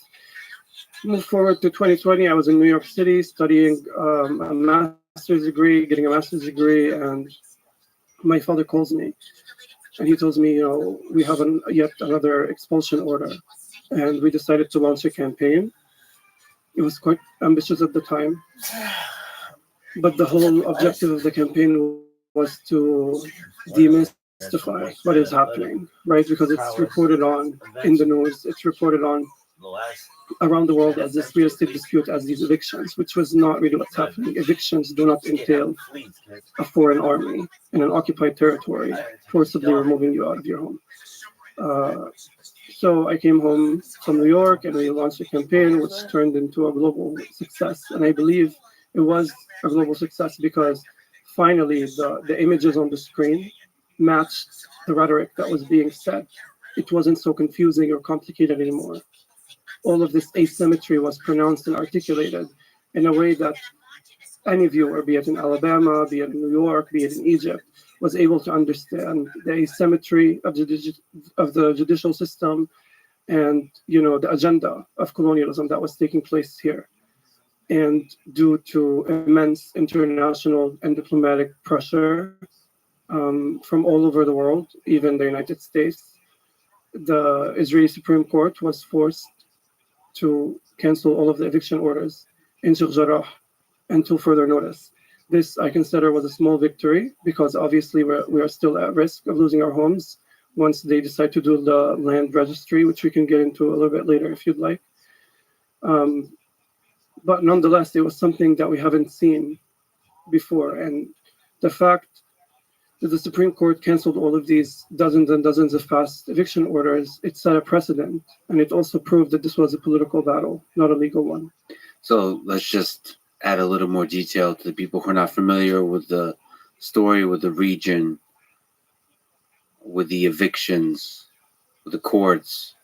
So first of all, Sheikh Jarrah is in East Jerusalem. Maybe you can say, what is Jerusalem? Where is it located? What are we talking about in terms of regionally? And second, what kind of people that live there? So if you could talk about the Palestinian people. And we should also make clear that these evictions is literally people living in homes and their homes are taken away from them. I suppose technically it's legal evictions, but you're saying that there's a asymmetry of power in the courts where the legal is not so much legal, but is politically and maybe even religiously based. Yeah, I mean, the most important context here is that oftentimes Americans think that Israel and Palestine are some kind of two neighboring countries that live next to each other and they are at war. But the fact of the matter is, Palestinian cities exist all over the country, and it's just one country, it's just one infrastructure, and Israel is literally on top of Palestine. It was established on top of our villages in the late 40s. Now, according to international law, the eastern part of Jerusalem is under occupation. So Israeli presence and jurisdiction over the area is completely illegitimate. They say the evictions are legal because the settlers write their laws. So obviously they're going to allow settlements to expand. But according to international law, according to even US policy, Israel occupies the eastern part of Jerusalem. Its jurisdiction there is illegitimate. We shouldn't even be going to their courts in the first place, but we have no other option. When we're talking about Sheikh Jarrah, we're talking about Jerusalem, we're talking about generations and generations and generations of people who have lived there for the longest time, who now, even though, for example, me, I don't have a citizenship. I'm a resident, a mere resident. I have a blue ID card, even though my grandmother and my grandfather were born in Jerusalem, their grandparents were born in Jerusalem, even though we've lived there for generations. But Palestinians in Jerusalem, we are not citizens, we're just mere residents. Same thing with residents of the occupied Syrian Golan. They are not citizens, they are just residents in their own hometowns. This is an important piece, but all of this gets convoluted and lost in translation. And I think I would argue it's a lot more. It's a lot of the time it's dubious. It's malicious. The fact that these little pieces of context that frame the entire story get lost. I'll talk to you about something else. Just 10 minutes across from my neighborhood, Sheikh Jarrah, there's another neighborhood called Silwan. And the people in Silwan are also threatened with expulsion, but not through evictions, but through home demolitions. And if you look at American media or Israeli state media, you would read the headlines, Palestinians living in homes built illegally are going to face, their homes are going to be torn apart.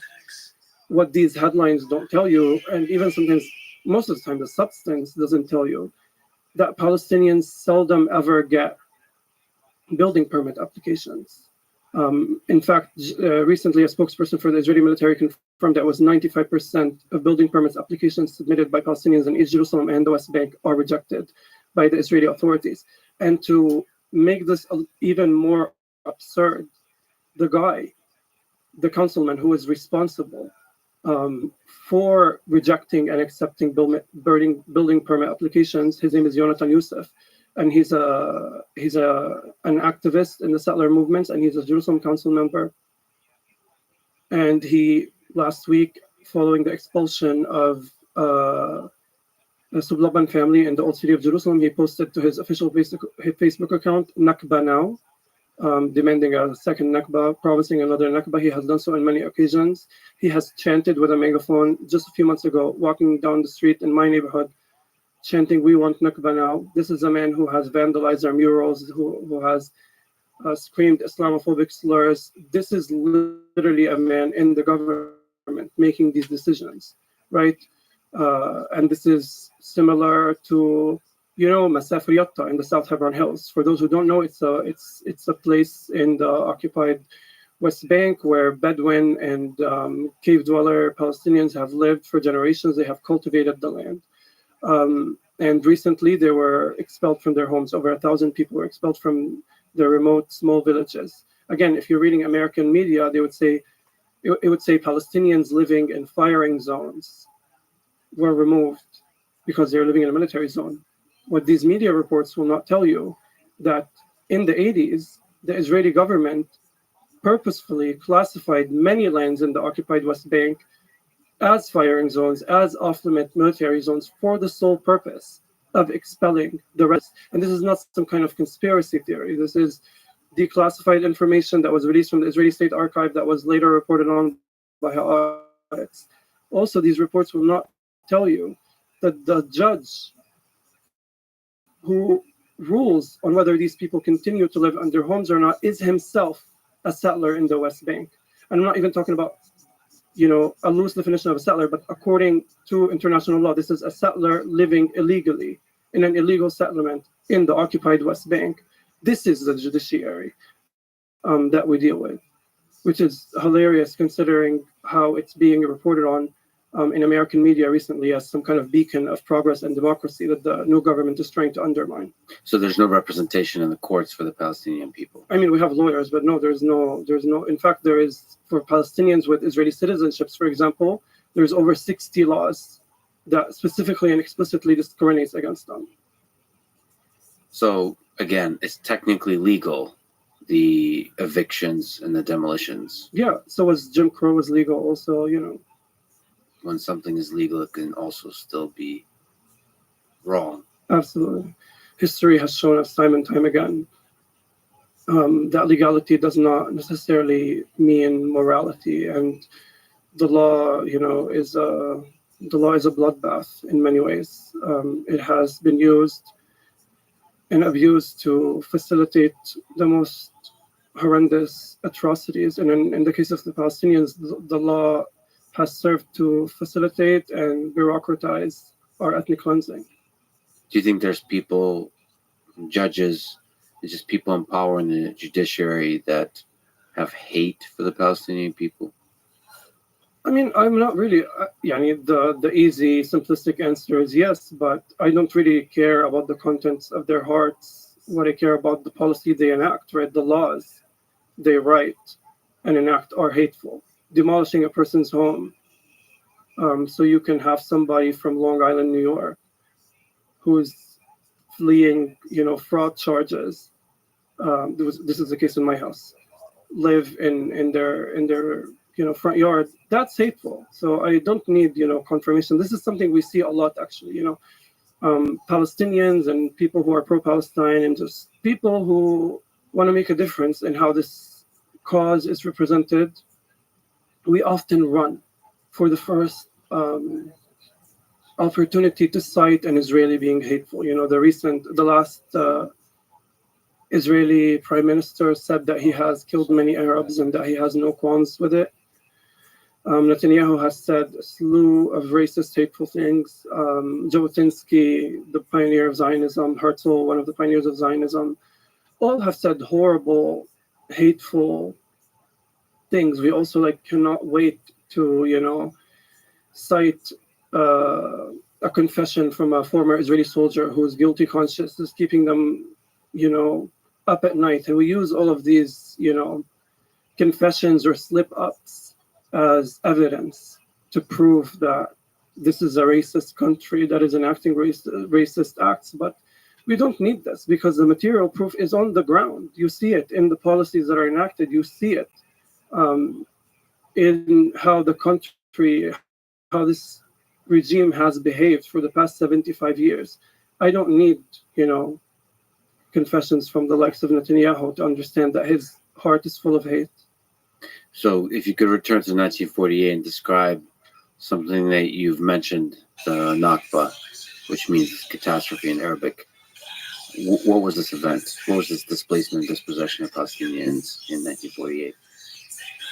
Well, May 15th, 1948 is commemorated every year as, the anniversary of the Nakba, but I would even argue, and I think this is a very popular idea, is that the Nakba did not begin or end in 1948. The 48 was rather, a crystallization of the Zionist enterprise in Palestine. And what happened was that many Zionist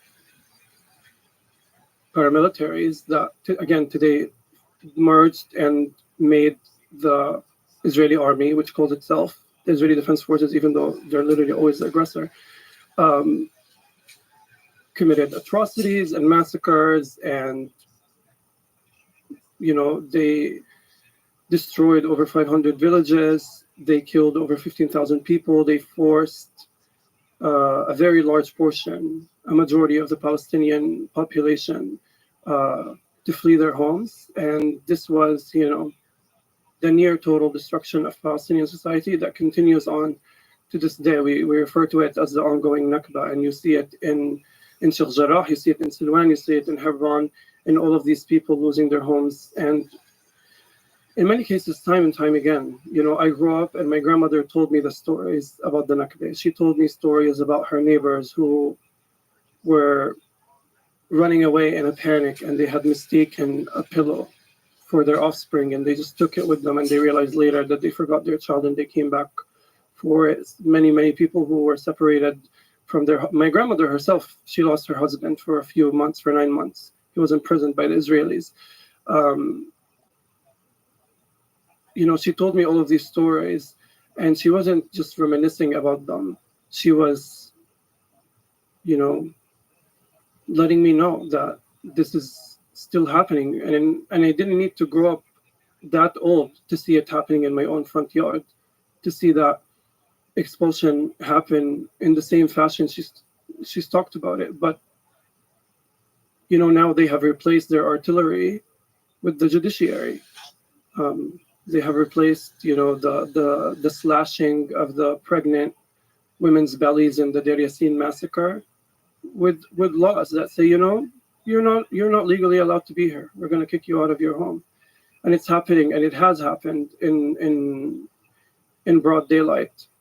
One piece of context for the listener who is not familiar with the Nakba is the Balfour Declaration, which was a promise, quote unquote promise, made by the British to the Zionist movement in 1917, committing to the establishment, I'm quoting, I think, word for word, committing to the establishment of a Jewish state in Palestine, as if Palestine was, the British to give away.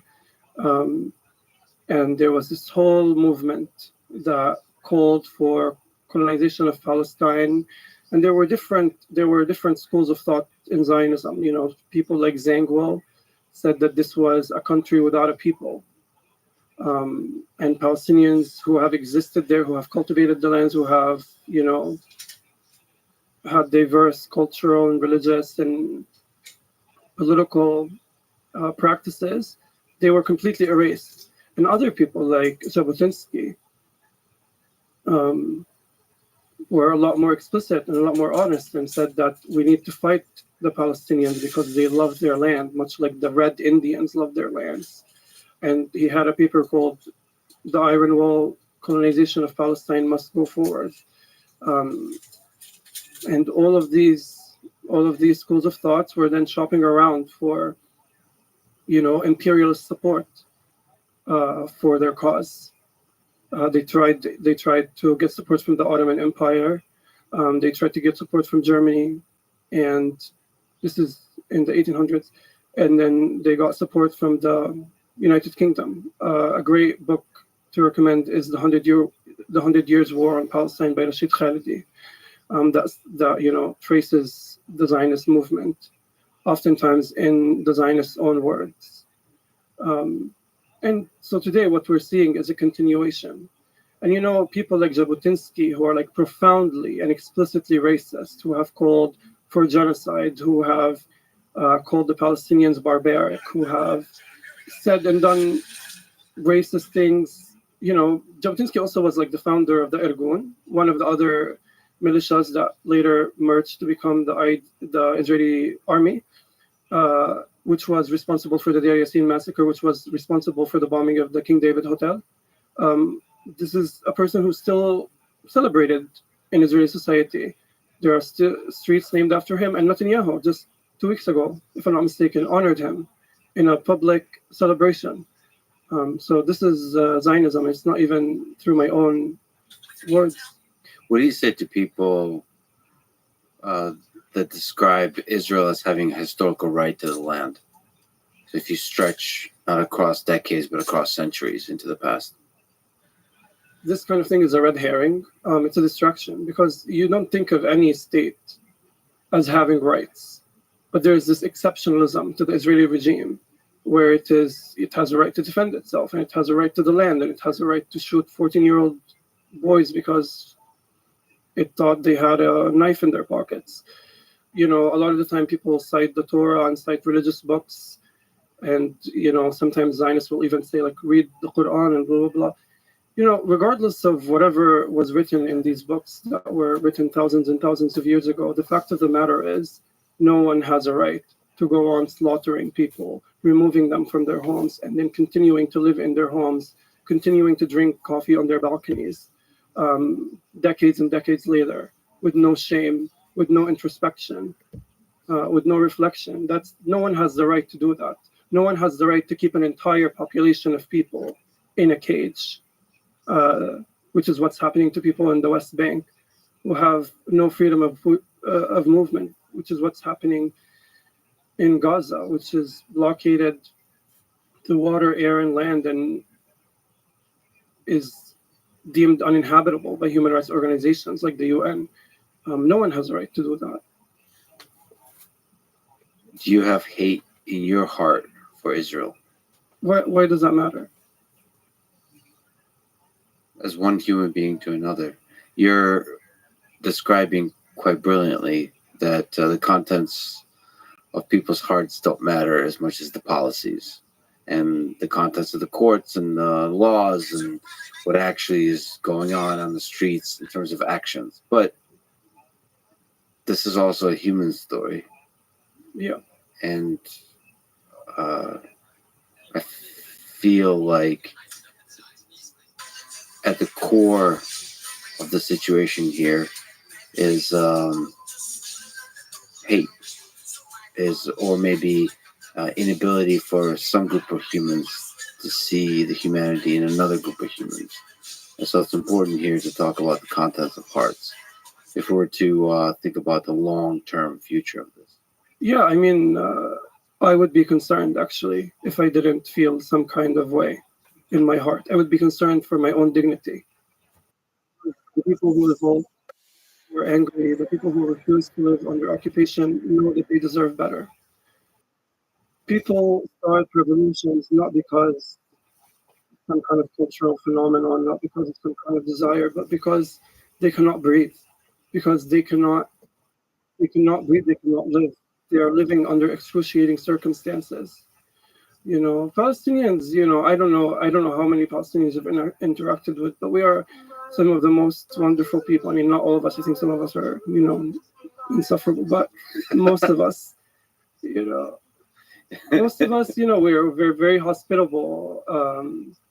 We're very hospitable. Even like in the early correspondence between the mayor of Jerusalem and Herzl, who wrote The Jewish State, the generosity through which the Palestinian mayor was talking to Herzl, who was plotting to take over his land, is impressive and at the same time, heart-wrenching. But I personally think there's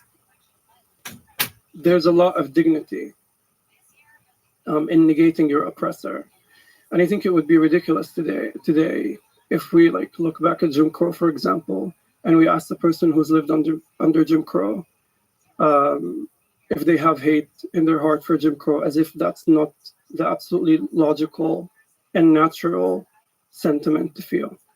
In Rivka, you wrote, "My father told me, anger is a luxury we cannot afford. Be composed, calm, still, laugh when they ask you, smile when they talk, answer them, educate them." So let me linger on this. Is there anger in there, in your heart? And does it cloud your judgment? Does it cloud my judgment? I don't think so. I think our campaign to defend our homes was particularly successful because it was honest to what was happening on the ground, because it refused to follow the strategy that we have used in our advocacy before, where we shrink ourselves and we turn the other cheek and we try to convince American lawmakers and American diplomats and journalists of our humanity,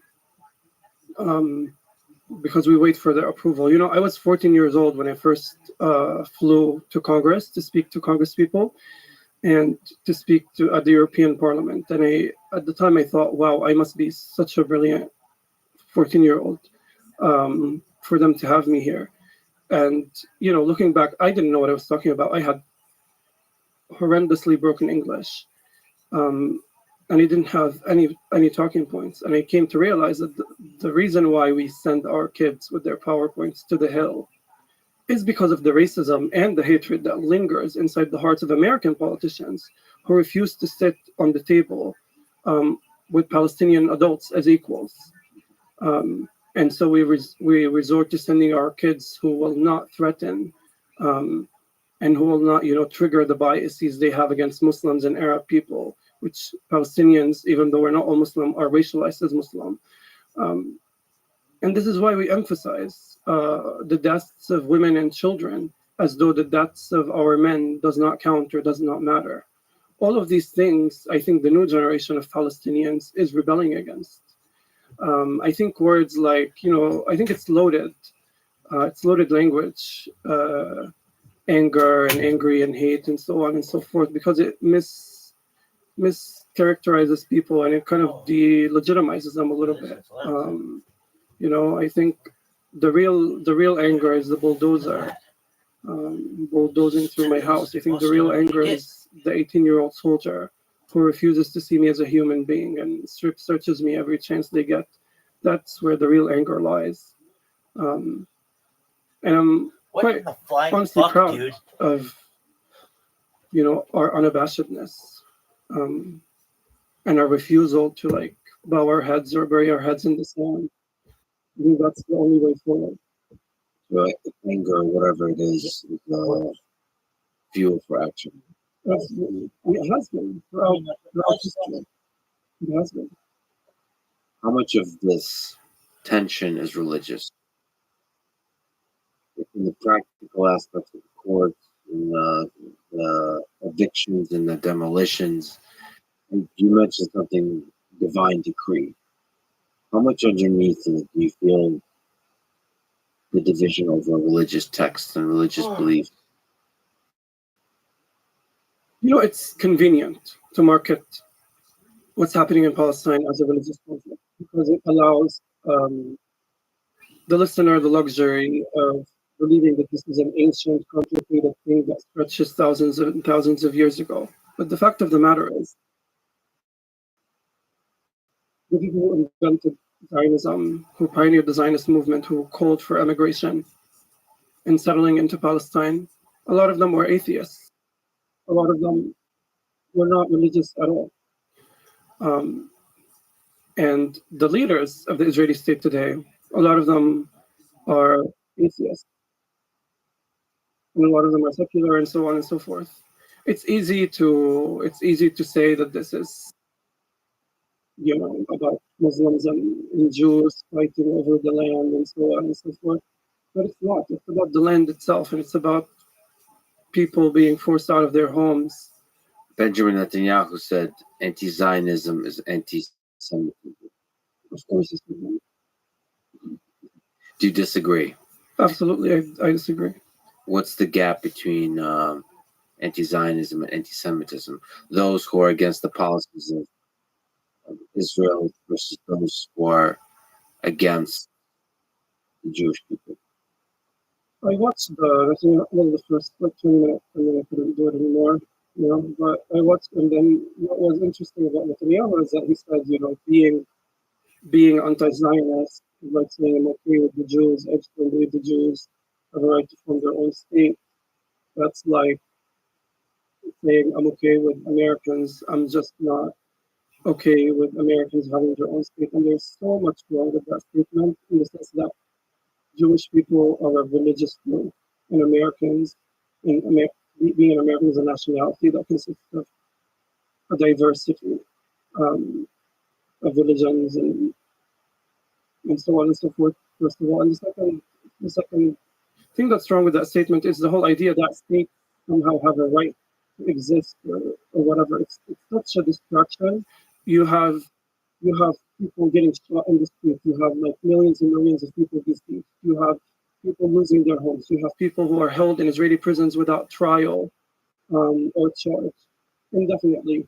But the conversations that are being held on the Hill, the conversations that are being held on CNN, or does Israel has a right to exist, or like why would you negate Israel's having a right to exist?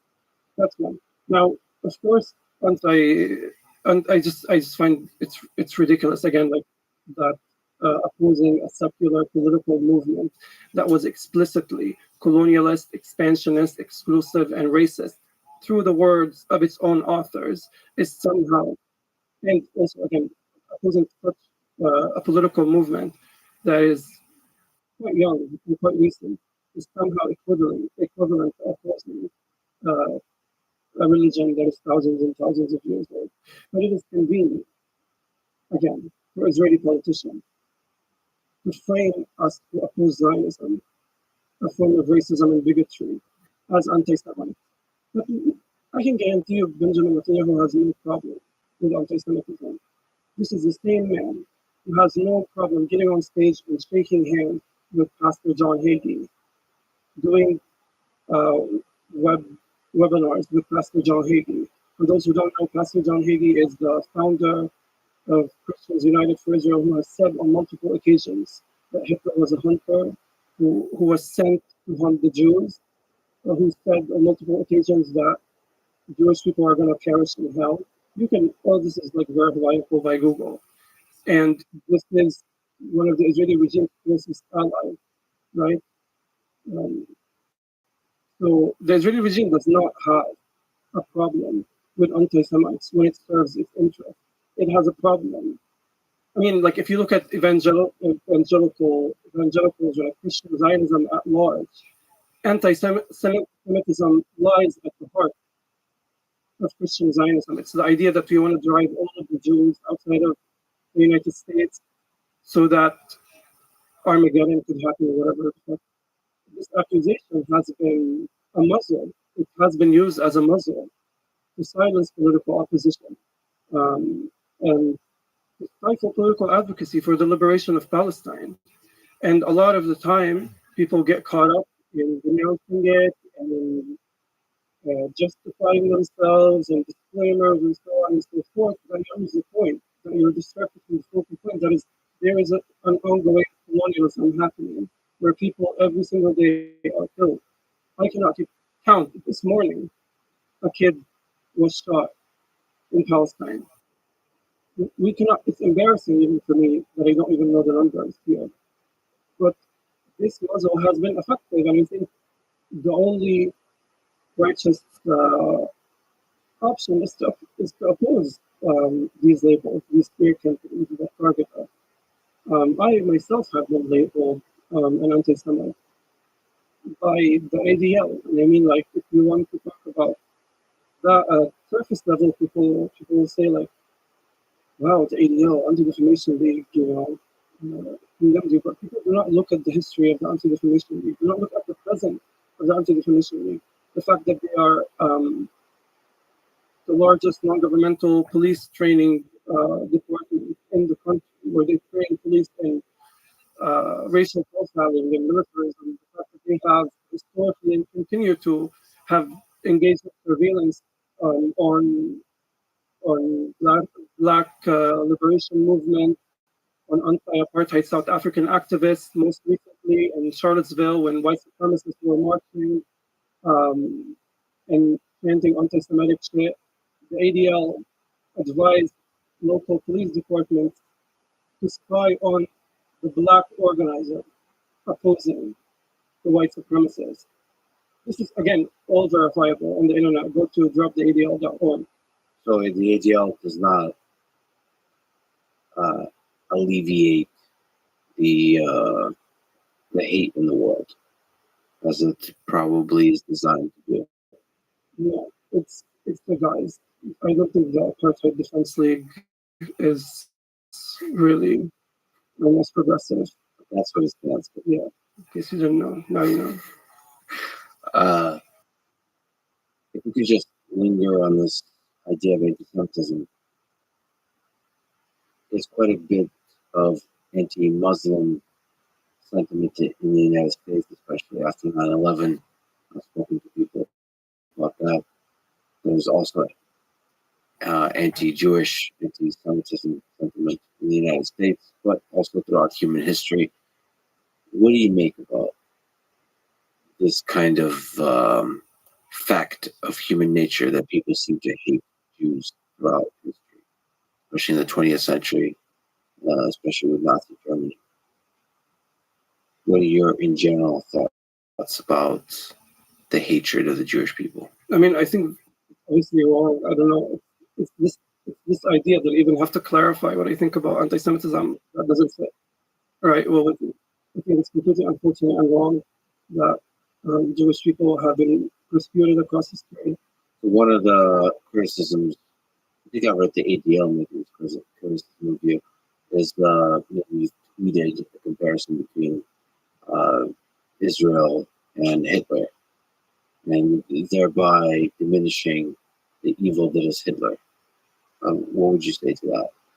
And Mrs. Zero talks about this a lot. The exceptionalization of Hitler.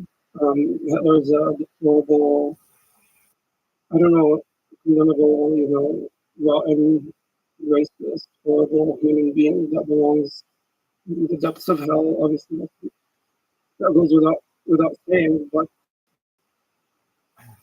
I'm allowed analogy, and I'm allowed to say whatever I want.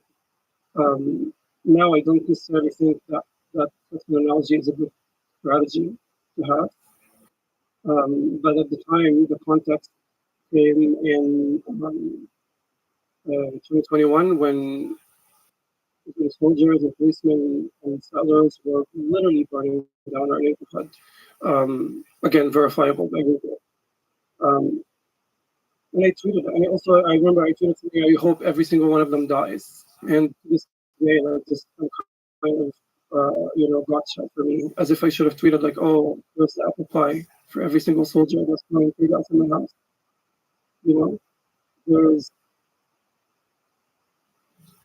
There's such an exceptionalism when it comes to Palestinians. We're not allowed analogy, we're not allowed expression, we're not allowed armed resistance, we're not allowed peaceful resistance, we're not allowed to boycott, because that's anti-Semitic.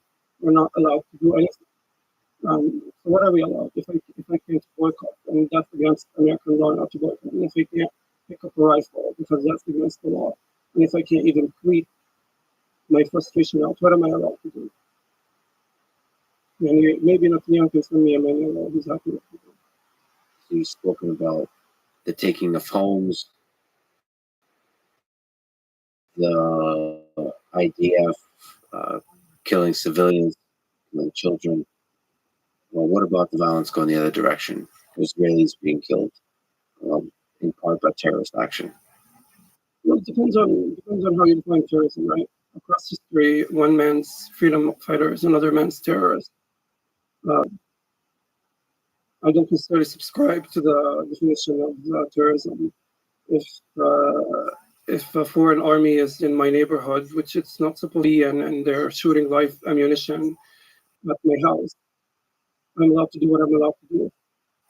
And again, this is another case of Palestinian exceptionalism, because when it comes to Ukraine, people have no problem seeing Ukrainians defending their homes, seeing Ukrainians dying for the land, seeing Ukrainians making makeshift Molotovs with Sky News. Sky News was running Molotov making cocktails.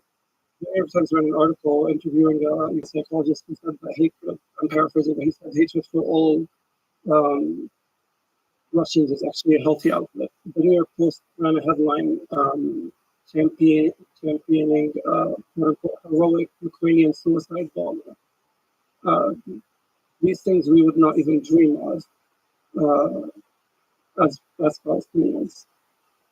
We are told to turn the other cheek time and time again. We're told that we should continue living inside these enclaves without access to clean water, without access to the right to movement, without access to building permits, without our natural right to expansion, without a guarantee that if we leave our house, we're not going to be shot, and we're supposed to not do anything about it. That is absurd. Any person watching this understands that completely. People understand. People understand that if somebody is attacking your home, you fight back. If somebody is attacking your family, you fight back. That is not. But again, who gets to call who a terrorist? Who gets to define terrorism? This is all about who has power. Who gets to write these laws? Who gets to write these definitions? Why is it that American actions in Iraq is not called terrorism by American politicians? Because violence is like this mutating concept, and it takes on many shapes and forms. And if it's in a uniform, if it speaks in English, if it has blonde hair, it's somehow acceptable. Okay, we make movies about it. We sell out tickets about it. We make games about it. But if it's without a uniform, if it has a thick accent, if it has a beard, that's condemnable. That's wrong. That's terrorism. Do you think violence is an effective method of protest and resistance in general? I think it has been, but I think, I believe in fighting on all fronts. I don't think violence alone is going to bring about change. I think there's so much to do in culture and in public opinion. There's so much to do in media and fighting back against media, erasure and censorship. There's so much to do diplomatically and politically. And I think I would be naive if I don't take the power imbalance into consideration. One side has makeshift weapons, and the other side is one of the most sophisticated armies in the world. So I don't know how effective violence could be in this case. But if you look at the flip side, do you see the power of nonviolent resistance? So Martin Luther King, Gandhi, the power of turning the other cheek. He spoke negatively about turning the other cheek. Yeah. So I sense that doing so has not been effective for the Palestinian people. We've turned the other cheek generation after generation. There's this Zionist trope that is used against us. They say Palestinian rejectionism. They say that we reject everything. But if you look at the history, like our leadership, the Palestinian Authority has given up inch after inch, has compromised on acre after acre, has signed deal after deal after deal after deal, and still there is no peace. So turning the other cheek is not, the most effective method in my book. What are the top obstacles to peaceful coexistence of Israelis and Palestinians? The occupation comes to mind, the street proposals come to mind, the siege comes to mind, the asymmetry of the judiciary comes to mind. The whole system needs to be dismantled. I will quote my dear friend Rabbi, who's a lawyer, who says, the solution, justice comes about through recognition, return, and redistribution. There are millions of Palestinian refugees who are living in excruciating circumstances in refugee camps around the world. There are thousands of Palestinian prisoners who are held in prisons for defending their homes, hundreds of which are held without charge or trial, by the way. There are many Palestinians who get killed in broad daylight with miracles, journalists and medics and everyday people, not just the freedom fighters. We need, again, recognition, return, and redistribution. And peace comes about when they stop killing us, when they stop keeping us in a cage. I mean, that's quite simple.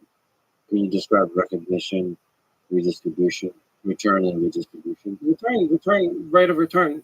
The right of return to all of the Palestinian refugees to their homes. When I'm driving around Haifa, I see my grandmother's home that's now turned into a restaurant. I could have, I made a joke in one of my essays recently that I could have had it all. Beachfront views, her smug attitude. She grew up by the sea after she relocated to Haifa after Jerusalem. We want that. They're lucky I don't want Netanyahu's home. I just want my home. We want to return. I also believe there needs, I believe in the 1960s, the Israeli government classified 90% of all historic Palestine as state-owned land. This is all land that was owned by Palestinian farmers who have cultivated the lands for decades. Since the establishment of the Israeli state, there has been Jewish-only towns popping up every few years, and not one Palestinian town has emerged. Even those of us who have Israeli citizenship, who live outside of the wall, are encircled and cannot have their natural community growth in their town. That needs to change. You mentioned the wall. Can you describe the wall? The wall is a 9-meter high cement wall that was finished in 2003. And if you're American, you've probably heard the whitewashed, sanitized version of the name, which is the security wall. But it's a wall that literally has stolen thousands of dirhams of land and has ripped apart families. My mother is a poet, or was a poet at some point, and she had this poem she published in the paper called "Love Behind the Wall," and it describes, it describes the real life situation of two families who lived right across the street from each other, but were then separated by the wall. And they would fly balloons, to see each other from each side of the wall or something like that. This sounds absurd, but it's the reality for many Palestinian families whose lives were torn apart, whose livelihoods also were torn apart by the wall. Maybe this is a good opportunity to talk about the legal classifications for Palestinians. Israel, much like any other colonial entity, has divided and fragmented the Palestinian people. As I said earlier, I have a blue ID, which means I'm a resident. A friend of mine who lives in Haifa, for example, 2 hours away from me, 150 kilometers, nothing too bad in this country, has an Israeli citizenship. He can, travel, he can enter the West Bank, he can do a lot more. He's a citizen, he can vote if he wants to, not that we want to. I always tease my friends, you can go to Italy without a visa because you have an Israeli citizenship. But, they battle national outrage, they battle crime in their own communities because of police mechanisms. They battle land confiscation and have battled land confiscation since the 60s.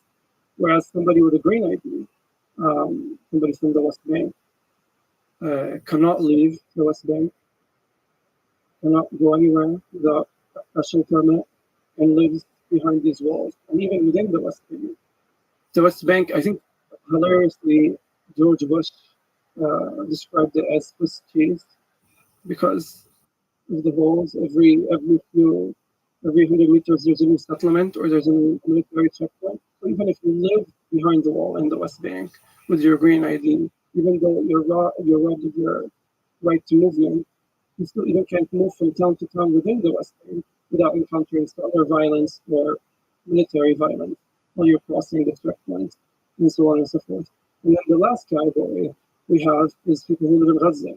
We're talking about over 2 million people who live in an open-air prison, who have no right to movement, but also have no access to clean water and no access to supplies, no access to good food, no access to good healthcare, and so on and so forth. So we routinely get bombarded every few years. Gaza is like 2 hours away from the house. It feels like an absolute faraway town because it's so isolated from the rest of the country. So imagine all of these different legal statuses fragmenting your everyday identity and creating different challenges and obstacles for you to deal with, for each group to deal with.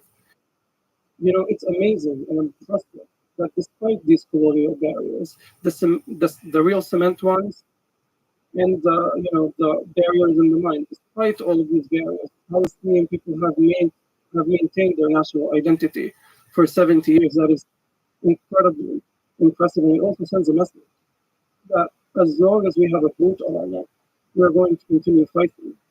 You know, violence, cracking down on refugee camps, bombarding refugee camps is only going to bring about more violence. So West Bank is a large region where a lot of Palestinian people live, and then there's settlements sprinkled throughout. And those settlements have walls around them, with security cameras, security guards. There's almost 1 million settlers in the West Bank. So what are the different cities here, if you can mention? In the West Bank? In the West Bank, Ramallah, Jenin, Bethlehem, Hebron, Jericho, Nablus. They have their own stories, their own histories. Yeah.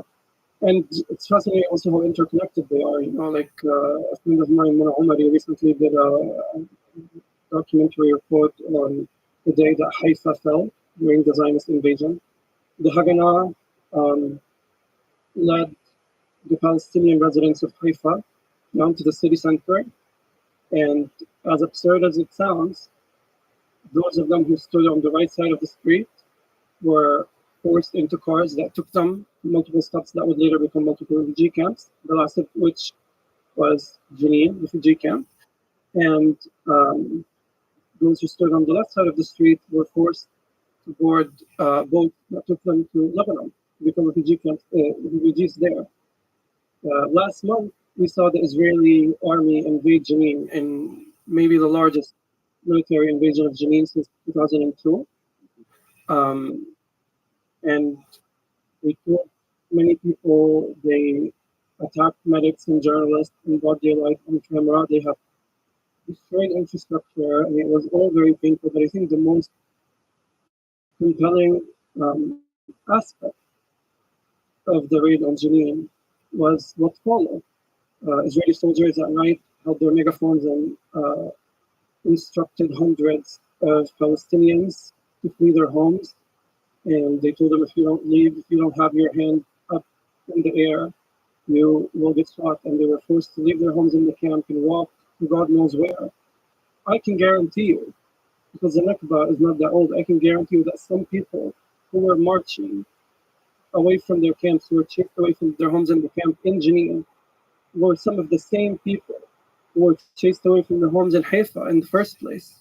This perpetual exile that Palestinian people continue to live is unbearable. I mean, in my case, my grandmother was removed from a home in Haifa in 48, and then she moved from city to city. And then in 2009, she saw half of her home taken over by Israeli soldiers. My grandmother died in 2020, and 2 months later, we got the expulsion order from the Israeli court. I'm quite ashamed to admit that I was relieved that my grandmother had died, because they did not want 103 years old at the time to go through yet another Nakba. And this is the fact for so many Palestinians, regardless of where they are on the map. If I may read the description of the situation in Jenin and maybe you can comment. This is on July 3rd, 4th, and 5th. Just reading Washington Post description. So this was an Israeli military incursion to Jenin. The raid included more than 1,000 soldiers backed by drone strikes, making Israel's largest such operation in the West Bank since the end of the Second Palestinian Uprising in 2005. The Israeli military said it dismantled hundreds of explosives, cleared hundreds of weapons, destroyed underground hideouts, and confiscated hundreds of thousands of dollars in, quote, terror fund. Many of the 50 Palestinians who have attacked Israelis since the start of the year have come from Jenin camp and the surrounding area. Palestinian attacks inside Israel have killed 24 people this year. UN experts describe the Jenin operation as collective punishment, in quotes, for the Palestinian people, amounting to egregious violations of international law. Many of the more than 150 Palestinians killed by Israelis this year have also come from these communities. Palestinian fighters say they need arms to defend themselves against the Israeli occupation and military incursions into the camp, during which Palestinian civilians, including children, have been killed. So those are the, I would say, different perspectives on the many people on both sides who have been killed. Many more Palestinians. Can you comment more about the situation? I mean, I think the Washington Post article is a little bit more, careful than other media that came out recently about Jenin. I think, I was listening to a Reuters radio show and they failed to ever mention the occupation. I don't even think this paragraph mentioned that Jenin is under occupation by the Israeli forces, by the Israeli regime. I think this is the most important piece of context that gets obscured in our media reporting, is these refugee camps are under illegal occupation. The Israeli army has no business being there in the first place. That is the departure point. That is the most important piece of context that will answer to you why these people are arming themselves. Many of which, by the way, lived through the 2002 massacre and bombardment of Jenin and grew up in that violence. The context that Palestine is under occupation, that these Palestinian cities are under occupation, that they have to deal with land seizures at all times, that they cannot leave their towns without a special permit. All of this will give context to the violence. And, the thousands of Israeli soldiers that raided the camp that day, that traumatized an entire generation. They think they will quell that generation. They think that with such bloodshed and such barbaric violence, destroying infrastructure, attacking medics, killing people left and right, they think with this kind of terror that they can, quell people, tell people that, they can guarantee that these kids are not going to grow up and resist. But that's the opposite of what happens. One thing about Palestinian people, they will not compromise their dignity. These people live in dire, excruciating circumstances. And it is so courageous, in my opinion, that they even think to defend themselves against one of the most lethal, one of the most sophisticated armies in the world, against a nuclear state that can wipe them out in a matter of seconds. But it's not, at the end of the day, it's not even about courage. It's about survival. You don't do this because, of machismo or because of heroic tendency. It's because this is about survival. There's a degree there's violence. Absolutely. I think if there was no occupation, there would be no violence.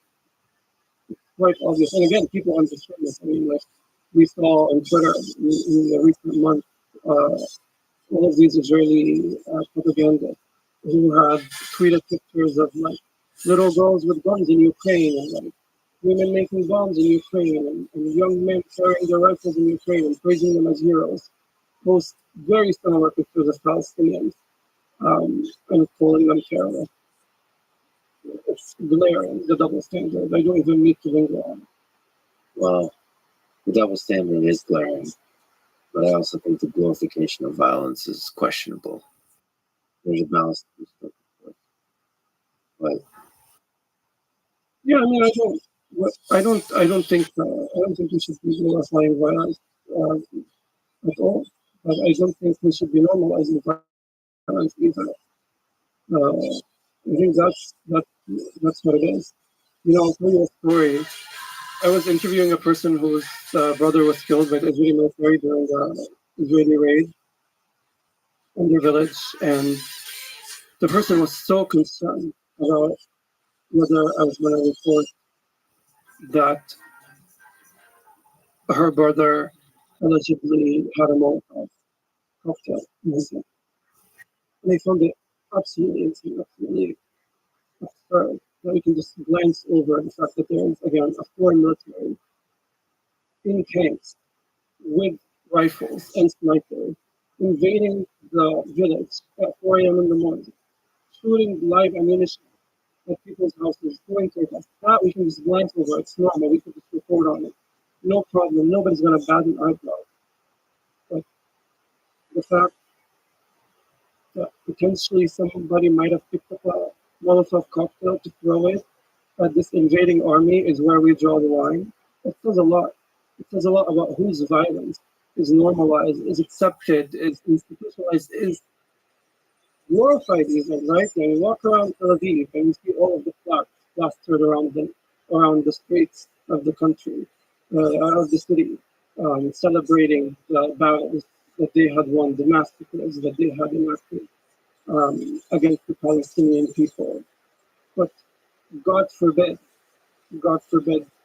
Palestinians have any kind of similar sentiment. so on July 4th, during this intense period, a Palestinian rammed a car into pedestrians at a bus stop in Tel Aviv, injuring 8 people before being shot dead by a passerby. Also that night, Hamas fired rockets into Israel, and then Israel responded with strikes on what said was an underground weapon site. Just to give some context to the intense violence happening here. What do you think about Hamas firing rockets? Well, the framing makes it seem as though like unprovoked Hamas is like firing rockets into Israel, regardless of what I think of Hamas, obviously, but unprovoked. But that's not the case. The provocation is the fact that they are forced to live in a cage, that they have no access to clean water, they have no access to basic rights, no access to imports, no access to anything. That they can't leave. They're living in a densely populated enclave that was deemed uninhabitable by the UN, that was deemed an open air prison.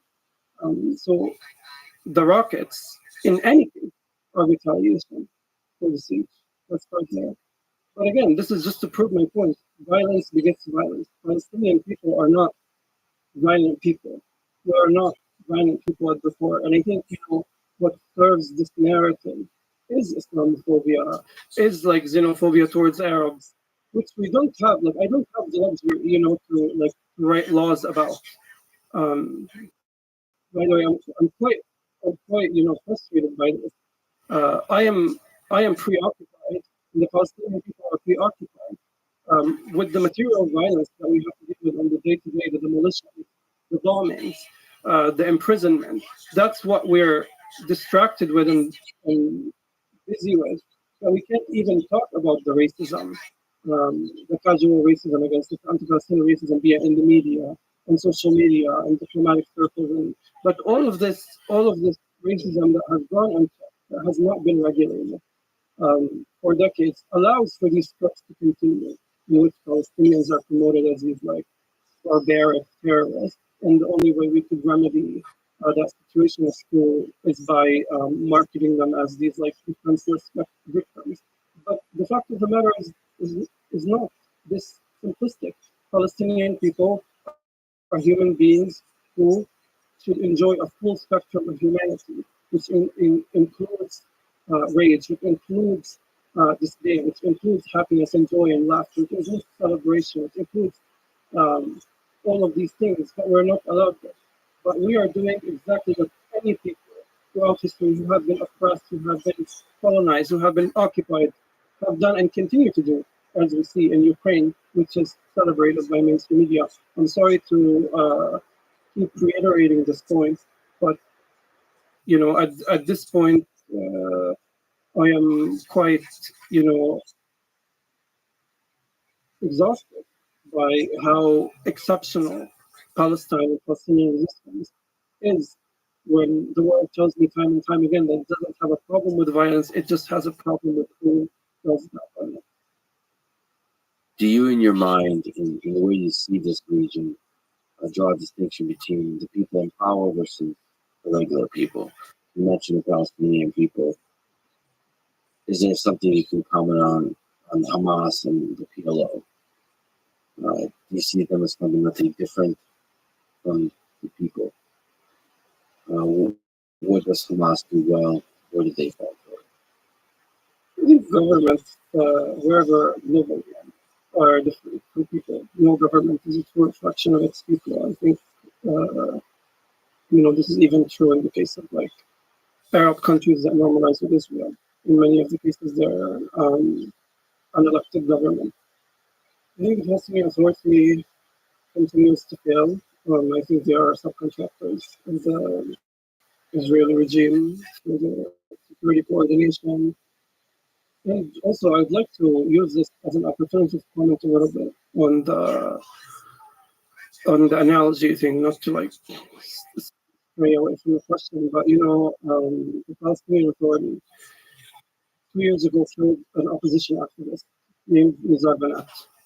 It was a horrendous crime, and I was in Ramallah with the people protesting against the Palestinian Authority, and at some point they had their batons, the Palestinian Authority police, and they beat us with it. And many of the people in the crowd were liking the Palestinian Authority to Zionism. I think this is what people do when they are confronted by a great evil. They liken it to some other great evil. And this is where the Hitler analogy came from. Again, I don't think it's the best strategy moving forward, but I refuse, to be criminalized for a little sentence. But to linger on those in power, one of the criticisms goes Hamas and PLO, goes the Israeli government, at least the current coalition government, is that there's a lot of incentive to perpetuate violence to maintain power. There's a hunger for power and maintaining that power amongst the powerful. That's the way power works. So is there a worry you have about those in power not having the best interest of the people? For those in power, the PLO, not being incentivized towards peace or justice. Looking at the PA's action today, it tells you a great deal about what they're interested in and what they're not interested in. And maybe, the occupation is in their best interest. And you can infer similar things looking at Hamas. But the two Hamas, there is, the context that Hamas is permitted by international law, to use armed resistance law. Does that mean Hamas is equipped to govern Gaza? I don't think so. Does that mean that people around Palestine clearly want to live under Hamas rule? In 2006, Hamas was democratically elected. I don't know if that's still the case today. There's a lot to be said, but neither of these entities have any real power in perpetuating. They don't. The only body that has access, that can flip the switch in all of these equations, is the Israelis. They're the ones who are keeping people in the cage. They're the ones who are wrapping the West Bank with a wall. Everything else to me is just secondary, regardless of what I think personally of any of those people. I know personally for me, the world I envision, not just Palestine, the world I envision is a world that goes beyond faith, that goes beyond this framing of power, this hierarchy in which some people will over other people. This whole idea of nation states, be it Israel or any other nation state, it's it's futile. It's not good. It's exclusive. I think that we can achieve a better world than that. Well, how do you do a better world? Actually, if we just linger on that, like but politically speaking, geopolitically, you have to have representation of people. You have to have laws, and you have to have leaders and governing bodies that enact those laws and all those kind of things. You probably need to have militaries to protect people. Can you not imagine a world without militaries? I can imagine it, but we're not in that world. Yeah, I'm not saying I have all the answers or a PowerPoint in my pocket, with the instructions, but I'm saying the world I'd like to live in is one that transcends borders. It's one that does not necessitate militaries, but doesn't necessitate all of these prisons, all of these walls, all of these racist laws. You don't think violence is a fundamental part of human nature that emerges and like combined with the hungers of power? I do think that both of these things are like really intrinsic to human beings. I also do think there is a way to move beyond them. I'm not saying I have the answer. I think that's my. But you have a hope that there doesn't have to be war. Yeah, No, definitely. Well, if you look a little bit more short term, people speak about a one-state solution, a two-state solution. What is your hope here for this part of the world? Do you see a possible future with a two-state solution, which is Palestine and Israel? Do you see a one-state solution where there's a diversity of different peoples, like in the United States, and they have equal rights in the courts and everywhere else? I don't think there's a geography in which a two-state solution is possible. As we said earlier, Swiss cheese, there's literally settlements all over the West Bank. And I don't think it's fair. A two-state solution is fair to all of the people whose homes are still in Haifa, in Nazareth, in Jaffa, and so forth. And I don't think it's fair that I'm going to have to travel to another country to visit my cousin who's married in Nazareth, for example. And beyond that, it's just not possible. I do believe that whatever you want to call it, one state, two state, 48 states, 29 states, whatever you want to call it, refugees need to return, land needs to be given back, wealth needs to be redistributed, and a recognition of the Nakba needs to happen. That is the only way we could move forward. And regarding whether this is a possible situation for two people to live side by side, let's ask two questions. Let's say you lived in a house with a person, your roommate, you just had a roommate who constantly beat the shit out of you. I wonder if you'd want to continue to live with them. That's one. And let's try another scenario. Let's say you live in a house with a roommate who you just absolutely hate, just absolutely oppose their existence as a people. You don't even give him, a key to your apartment. Let's say now you're equal partners in the apartment. Would you want to live with him? I don't know. We'll see. Time will tell. But I don't think they want to live with us. Israelis are quite good, especially Israeli diplomats are quite good at using flowery language about peace and coexistence and so on and so forth. And they're good with making us seem insane or radical or full of hate and so on and so forth. But the policies speak for themselves. The actions on the ground speak for themselves. And I mean, every time there's an uptick, many of them leave, and I wonder. I would like to see. I wonder what would happen in a one-state solution. Well, okay, so you've spoken eloquently about the injustice of the evictions, the demolitions, the settlements. But is there? Can you comment about the difficulty of the security from the Israel perspective when there is a large number of people that want to destroy it?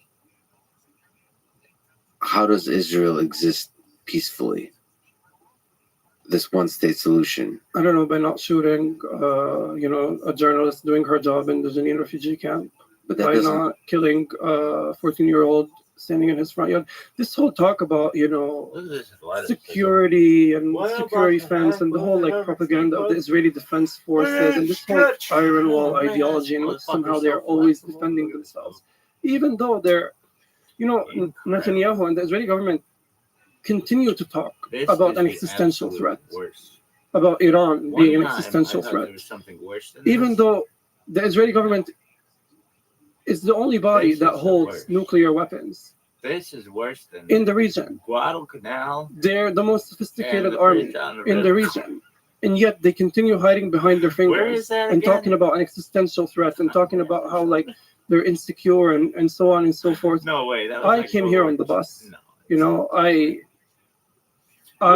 live in a house where everybody in the world can easily Google it and get its address, and anybody can just walk into my house. And this is just, and I'm lucky and privileged as a Palestinian journalist. There are many Palestinian journalists who lose their lives. This is that's real insecurity, but we don't even have time to whine about it because there's real shit going on the ground that we're preoccupied with and reporting on all the time, that we don't even have the time to talk about how limited is our institutional backing, how limited is our, cyber security, how limited is our, even healthcare, all of these things we don't even have time to complain about. But they're the real life things that formulate an insecure population. That Israel certainly does not suffer from. Funny. There's a tension here. It's true that the ideas of existential threats to a nation have been used to expand the military-industrial complex. Not like Italian to limit the rights of its people. So in the United States, after 9/11, there's Guyana, Iraq and Afghanistan were invaded under some justification of there being terror in the world. These big ideas. And in the same way, yes, Israel, with the existential threat of Iran, is used to expand its military might over the region and control over the region. But it also has some truth to it in terms of the threat that Israel is facing, including from Iran. If Iran were to get a nuclear weapon, do you think there's a threat from that? Who has the nukes? But I right actually grew up. Yeah, but we're talking about this faraway monster that's we're scared of. It's like fear mongering. What do you mean? Who has the nukes? Some of it is fear mongering, but some of it is true. I don't think it's true. I don't think it's true. I think Israelis are obsessed with genocide because they have enacted genocide against us. Even when we talk about a future, a liberation of Palestine, when we're talking about anything, they constantly jump to saying things like, "Oh, they want to throw us into the sea. They want to kill all Jews." What kind of hyperbolic bullshit is that? To say that if I am chanting and marching for my home not to be taken away from me by some kind of settler court, I am somehow demanding the murder of all Jews across the world. That is hyperbolic, and the fact that we coddle it is insane to me. So no, I don't think, as things stand right now, as the power balance stands right now, I don't think there's an existential threat to Israel. And also, let's redefine what existential threat. Do we think Israel, Women's Day, the Israeli regime, the Zionist regime, should continue to exist in its forms, subjugating people, enacting the crime of apartheid according to a bajillion human rights organizations? Do we think that it should continue keeping people in a cage? If that's what people are fighting to save, then that says a lot about the people who are feeling this existential threat. Not there's only one fucking magazine that matters. Do your beliefs represent the Palestinian people? Meaning, I how don't many know. people are there that want Should be. Israel to be That gone? woman had a fucking. But what does it mean for Israel to be gone? What it means is, Man, I have to kind of for people who think of Israel as an occupier who stole land, that needs to go away. That this should be all Palestine. Like cutting Yeah, but cigars. is that a bad thing for these borders to be cigar like cutter. for the occupation to Anyway, end, for nobody's these watching this, so for the nobody land to be lets you given know. back? Is that a bad thing? Well, That there's was different trash. definitions of I occupation. am at the Hey, point where I'm there's doing quality there's people in their assurance homes now. for right? But is it their home? I'm not talking about like some random I have to take a shit, random like, home.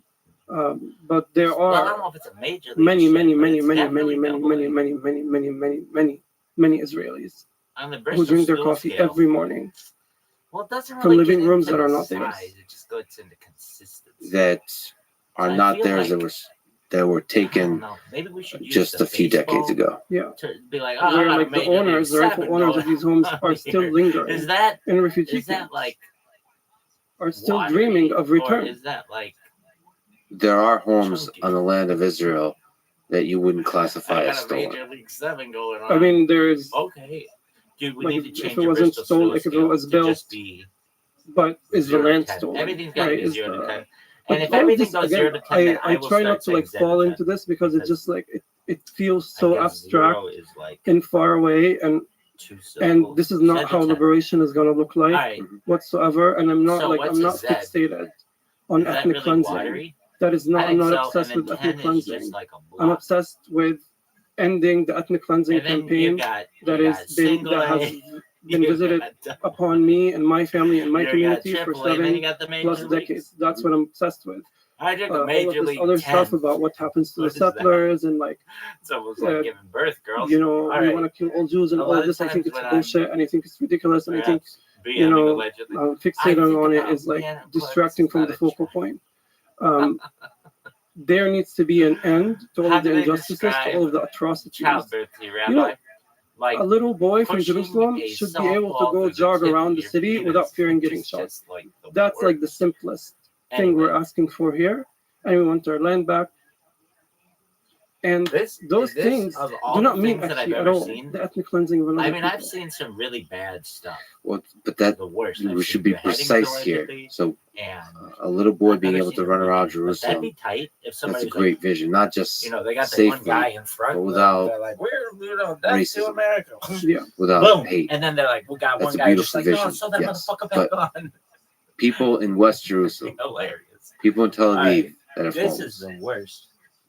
should they stay But there? I do know the bridge Do they have the over right to Why. stay there? It's Thai. That's like maybe number 99 on I my didn't even know priorities that was a list. I'm concerned with the refugees. I'm concerned with the teenagers in Why in the fuck isn't that shit prisons. working? I am concerned with my Why is it house. being I'm such a concerned with bitch? my family's house in Dog. Haifa. I'm concerned. This is there's the a worst. lot for me I to blame do Sundar Pichai for this before one. I can even tend to the needs of my occupier. Yo. That is the least. Do you want to welcome me with the obvious injustices behind it? This is the worst. But still, the long-term vision What if we go like this? of existential survival of Be of super Israel, athletic with it. which is the concern of its government, is the concern of its people. Do you see a future where Israelis Let's see. have a home in the region? Sure, just not in my front. There you go. Where's the food? All right, what's the back there are Where's- literally two settlers. One of which Long Island in my little front yard. And this is the case in hundreds, if not thousands of Palestinian homes. No one is saying Jewish people shouldn't exist or they shouldn't have a state of their own. I mean, I think all religious based states are like a bad idea. All nation states are a bad idea. But whatever, that's what they want to do. That's what they want to do. But that doesn't mean that they are allowed or have the right to create and implement a system of Jewish supremacy at my expense. That's not a crazy thing to say. That is not a controversial thing to say. You can have your state, just don't kill anyone. Thank you. Have a good day. That's not a crazy thought to have. And seek and establish a single power in court, which is the current source of injustice. So like forced expulsions in our home. There's a myriad of other ways. 0%. To the military. The military, I mean, the police. If you look at like how many times, I should have brought the data with me, but if you look at how little times the Israeli military or police has like investigated its own people or indicted its own people. I mean, just recently, the killer, who has been hailed a hero by some of Israeli society, who killed Iyad al-Hallaq, a Palestinian man who is autistic, who lives inside the occupied old city, where again, Israeli military has no business being there or jurisdiction whatsoever. He was shot and killed by an Israeli soldier who was super happy because they have this like siege mentality where like any moving object is going to kill them. And he was shot and killed. And despite it being in broad daylight, despite it being well documented, despite the victim being, disabled, despite all this, he was acquitted by the Israeli court. The military, the courts, the government, they all work together, which is why it's so ironic to me that there are hundreds of thousands of people marching on the streets of Tel Aviv, trying to save the progressive beacon that is the Israeli Supreme Court, when you find its fingerprints all over the injustices perpetuated against Palestinians, be it, legalizing and upholding the withholding of slain Palestinian bodies who were killed by the Israeli military to be used as bargaining chips by the Israeli militaries, be it making decisions to dispossess entire villages like Hiran, be it never once, granting release to any Palestinian who was held in administrative detention without charge or trial, be it upholding the legality of the family reunification law that does not allow Palestinian couples who hold different legal statuses of reuniting and living together as family.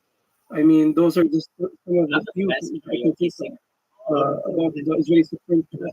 So there, like the real question that exists is Manila, which is the lack of diversity in the Israeli political spectrum that makes the vision for a future so limited. Because those on what seems to be like the far left are defending an extremely conservative institution that is the Supreme Court that they regard as progressive, but in fact it is the opposite of such.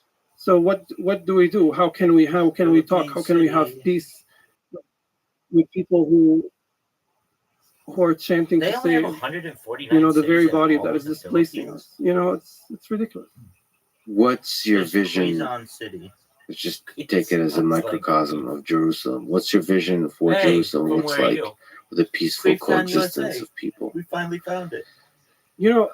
As it looked like before the Israeli state emerged. I mean, we should be reading our history here. When you read like European and white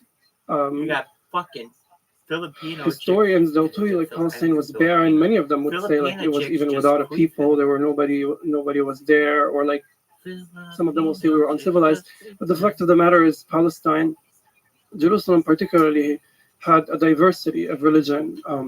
Druze, Jewish people. My grandmother continues to talk about. Well, she continued until she died. She continued to talk about her Jewish neighbors when she grew up in the old city, or like when she was born in the old city, and then her Jewish neighbors in Haifa. We even had one Jewish member of our family, Sammy, actually, who just also recently passed away. Jews were a part of Palestine, and they spoke Hebrew, a different kind of Hebrew, but they spoke Hebrew, and they were.